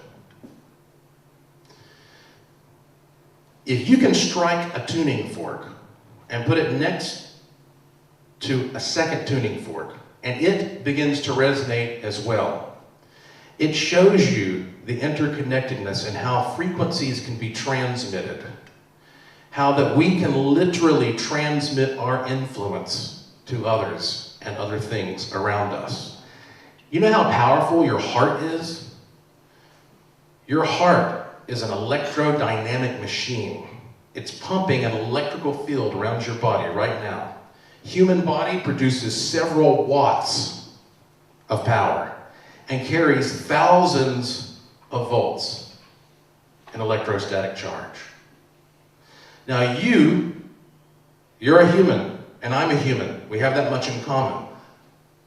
My feelings affect your feelings, and your feelings affect my feelings. And you might look at the world and say, everything's going to hell. What can I do about it? I can't do anything. I just have to crawl in a cave. No. You have to do something about it. Because you're going to create something every day, whether you want to or not. This electromagnetic field around you determines what happens around you to a certain extent. Now, I'm not saying you're God. There are some inevitable things that you have no control over. You're going to die. You can't change that. But that's not such a bad thing. Sometimes we want to die, don't we? When people start freaking out, the good thing about all this is that as these changes come in, they are going to be vulnerable to your influence. Because if everybody's running in different directions and there's nothing but chaos, well then, that's not going to improve our overall living system. But what I just demonstrated with the plasma there is that you can literally take advantage of all these people who are losing faith in the system, losing faith in their government, losing faith in their priests, and you can set the standard for how you want us to come out on the other side of that wavelength, that inverse position. Because when all these people are crying out and they want something desperately, they don't want to just hear us talk about philosophical New Age mumbo-jumbo.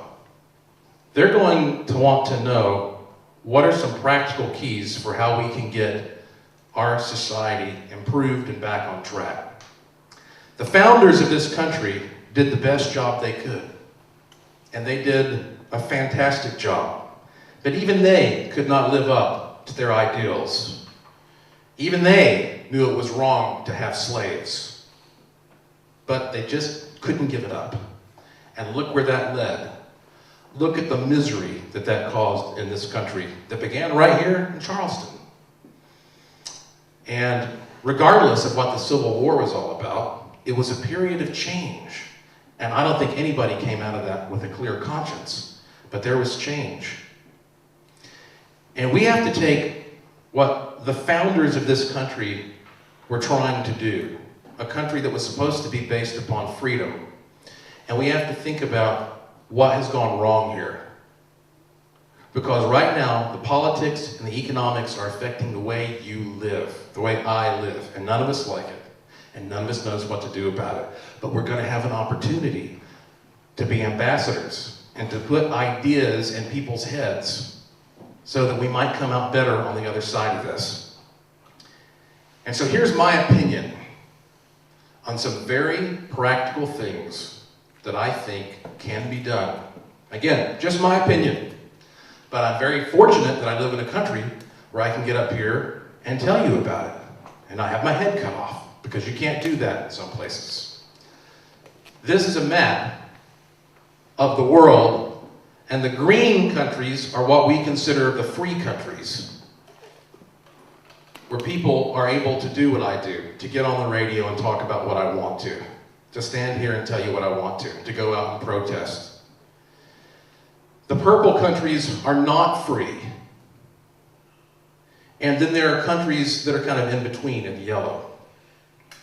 If you think it's better to live in the United States than it is in China, if you think it's better to live in Canada or Australia than some of these areas in the Middle East and Africa where people are being massacred, if you believe that this system is not perfect, but freedom is better, then we need that whole map to be green. Now, I'm not saying we go out and dominate the world, let's control the world. I'm saying we need to be very clear about how we proceed with this enlightened mindset. And we start right here in the U.S. My opinion, in time of emergency, people are going to need some keys to rebuilding. When you came in here, you were given a handout. And I hope that you'll hang on to that handout, because if there comes a point when you have the ability to express your voice, you might not know exactly what to say. Now, I'm not going to give you some political spill, because I'm not a politician. I wouldn't want to be a politician. But what I can tell you is that here are some suggestions for how a system could be cleansed and put back into a format that represents us. Number one, we need to scorn party politics as mob mentality. Because if we stay wrapped up in a party system, it's just a football game.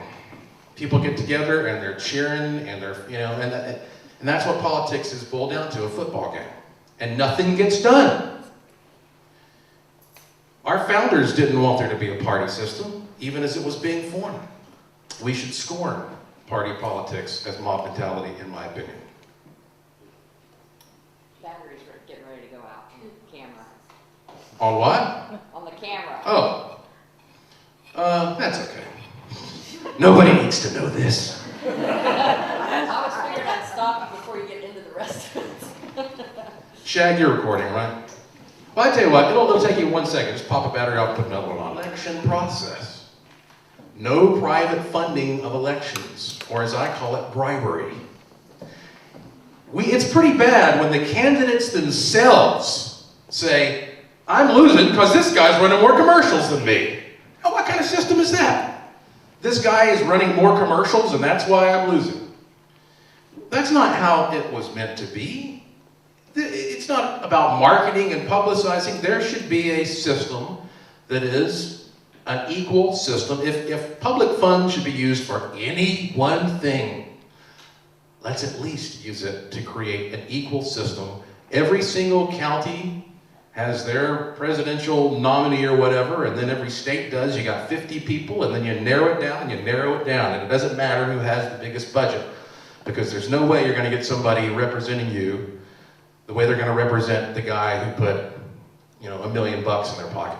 Not going to happen. Number 3, require term limits.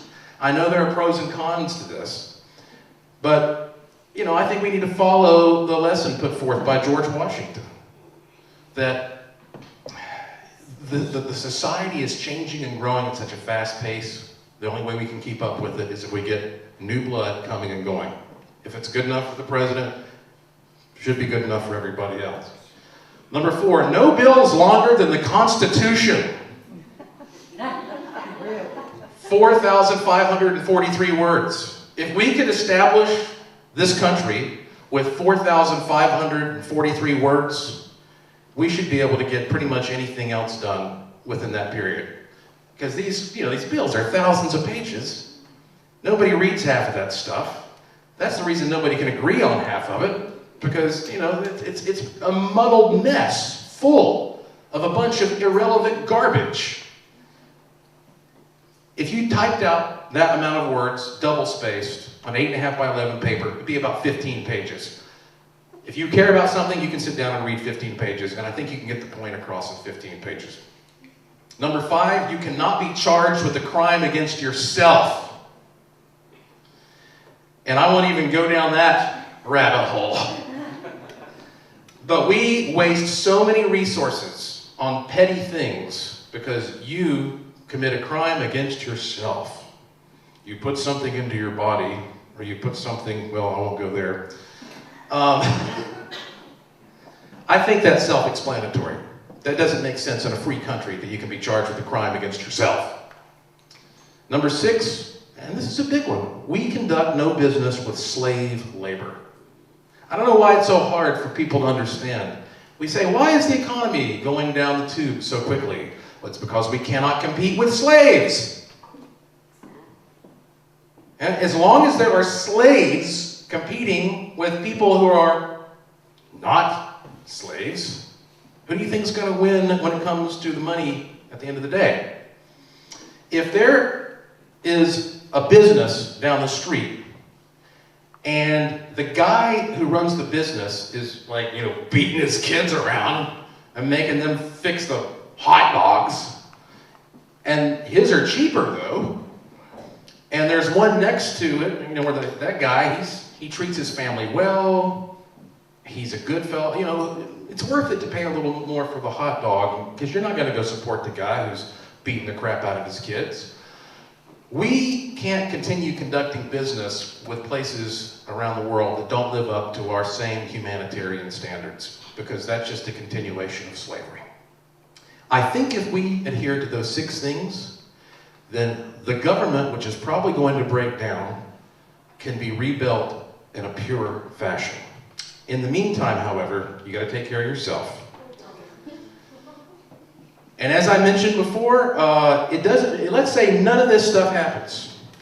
The information about preparing for change is the very same information that I could have given you before the Great Depression, the very same information I could have given you for World War II, or World War I, or the Civil War, etc., etc. You should be prepared. It's not that hard. Go out there, every time you shop, buy just an extra can of food for everybody in your family. You can buy a can of food for less than $1. Create a stockpile. There's information on your handout there about how long some of these things will last. Water is important. You need a gallon of fresh water every single day to live comfortably. And of course, you can put about 8 drops of bleach in the water if you want to help maintain its lifespan. Boil it for around 5 to 10 minutes. All that information is on your handout. Keep that information. And of course, it's cheap right now. It's cheap to get water and bleach. Look out for yourself as these transitions go through. Stock up on any medication that you can't get by without, but especially the basic stuff like ibuprofen, rubbing alcohol, anesthetic neosporin. Go ahead and get yourself a stockpile of things that might hold some value. Personally, I buy gold and silver. And it's not that expensive, really, if you just do it a little bit at a time. You know, you can get an extra $30, buy yourself a silver coin, put it away. It's going to always have some kind of value, unlike the other currency, which is not. And also, don't forget to include things that you enjoy. Whether that's cigarettes or chocolate, sometimes we all need to let some steam off.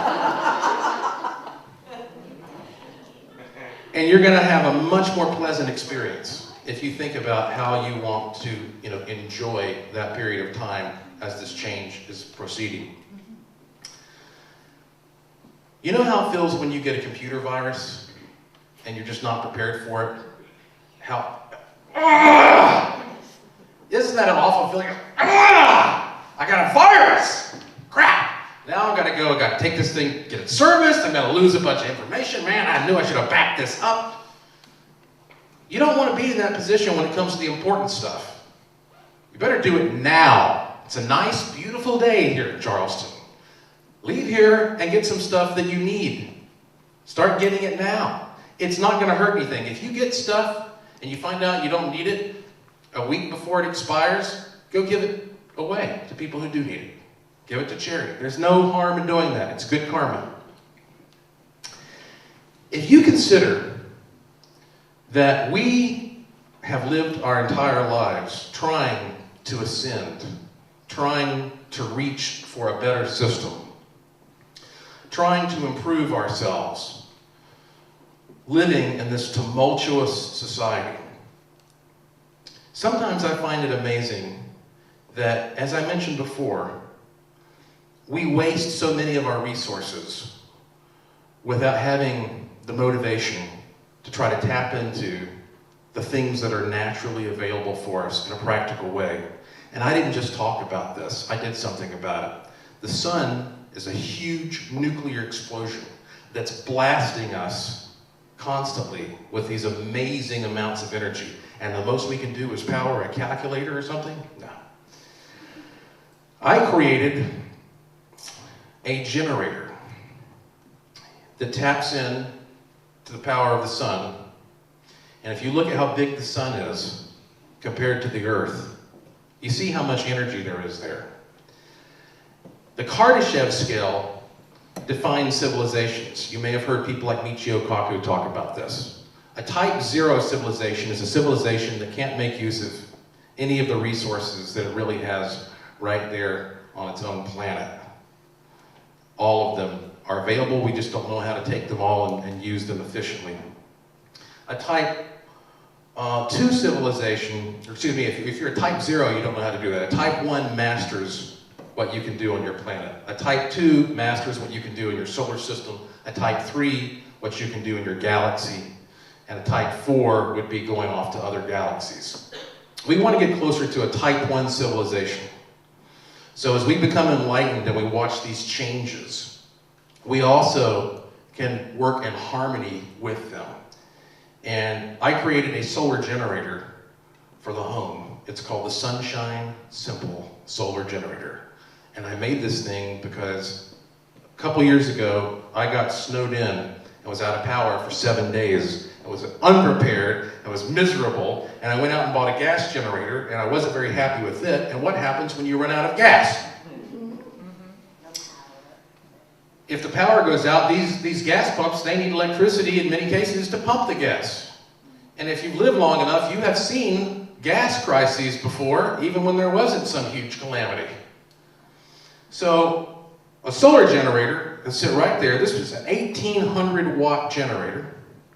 It's got a 120 watt solar panel, and you can power whatever you need to stay comfortable in your home with this generator. And you may see on your little handout there, it's one of the things that I'll be more than happy to sell you. I created this thing for myself. I started talking about it on the radio. People started emailing me saying, make me one, make me one. I've now sold these things all over the country. And they're $14.95. That's $1,495. And if you want to get one of those things today, you see my wife in the back. She'll take your information, use that credit card before it gets fried, and you'll get $100 off and free shipping and handling. But that's only for today. Otherwise, you can get online and you'll see what your options are there. I feel a lot more secure because I don't have to worry about that at my house anymore when the power goes out. If you can afford to do it, you should do it. It's very simple, it's very compact, it's portable. And as we look at all these various solutions, and we envision how that after a calamity, after a change, there will be a period of renewal when a village mentality is going to form, and we have to take care of each other a little bit more. We have to look out for our neighbors just like we used to hundreds or thousands of years ago. We can now take our knowledge of science, however, and combine it with that. And maybe we'll finally get to some very efficient cities. I don't know if it's going to happen in our lifetimes, but things are accelerating so quickly. We might be closer to that type 1 civilization than you can imagine, when we can actually use our awareness of other energies and other beings to operate in a more enlightened fashion. And maybe you can even relax someday. Wouldn't that be nice? That's really the most you can hope for, to be able to relax. For me, that would be somewhere on the beach. And this is what the Ascended Masters have been trying to tell us. This simple message is what they've been trying. It doesn't matter who they are, what culture, what religion, what part of the world. The Ascended Masters all tried to tell us that we have to care for each other, and we have to keep an open mind, and we have to be aware that we are an integral part of everything that's around us, and that we have the ability to create that. That we can't just sit back waiting for it to happen. We, the ones who understand this, have to be the ones to do something about it. And as that third eye opens, and you understand that, and you understand that you are in fact a creator, and you think of that pyramid And that analogy of being on top of that pyramid, like the ancient Mayan priests, and being able to look around and see that view that nobody else could see, you have to be the top of that pyramid in your own circle of friends and family and society. You've got to be the top of that pyramid. You've got to set that example. You've got to open people's minds and help them. Because what you exude will come back to you. Because it doesn't matter if you have no spirituality whatsoever. Science makes it very clear. For every action, there is an opposite but equal reaction.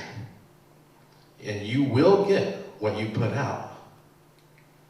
The universe is going to become more and more sensitive to your wishes and your desires. And the same way that we were able to make that ball of plasma transform into a saucer, the universe is going to be so malleable that you better be very careful about what you think and what you do.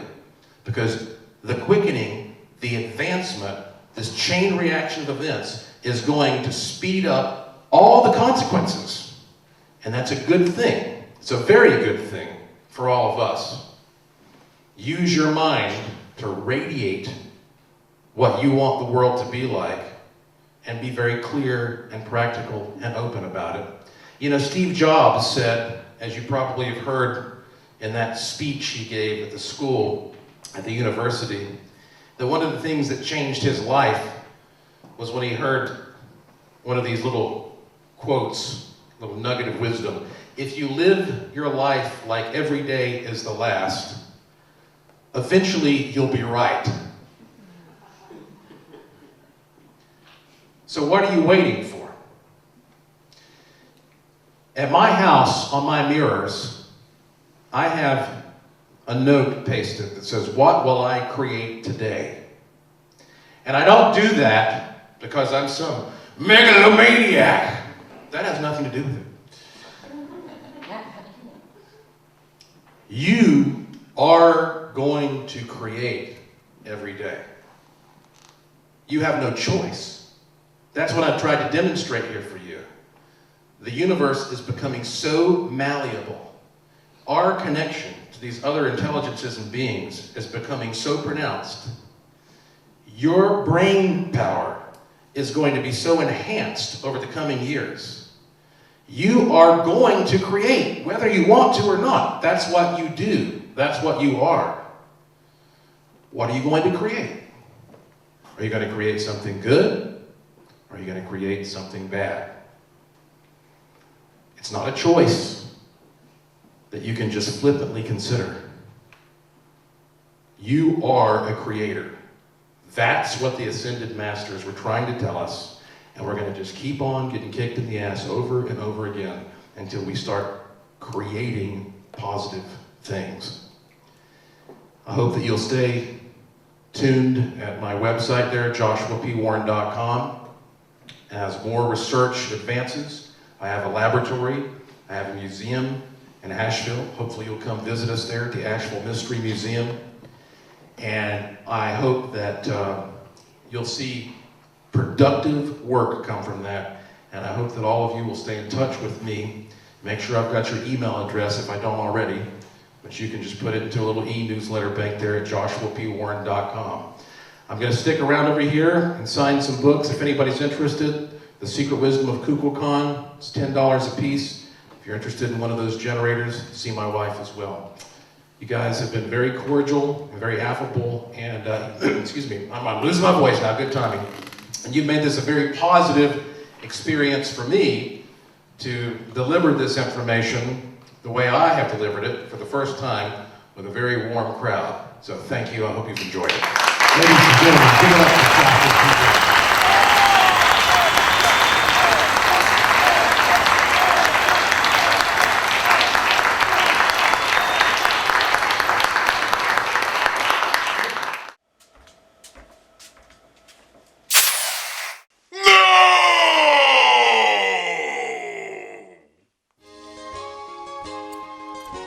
Now, when the power goes out, I'm still comfy. That's why I created the Sunshine Simple Generator, to be the world's best solar generator for your money. It's powerful, yet it never needs fuel, and it's quiet and clean. This box is 1,800 watts of raw power, and it works in harmony with Mother Nature. Here's how simple it is. You will receive 2 boxes. One contains the folding solar panel. You just unfold it and put it in the sun.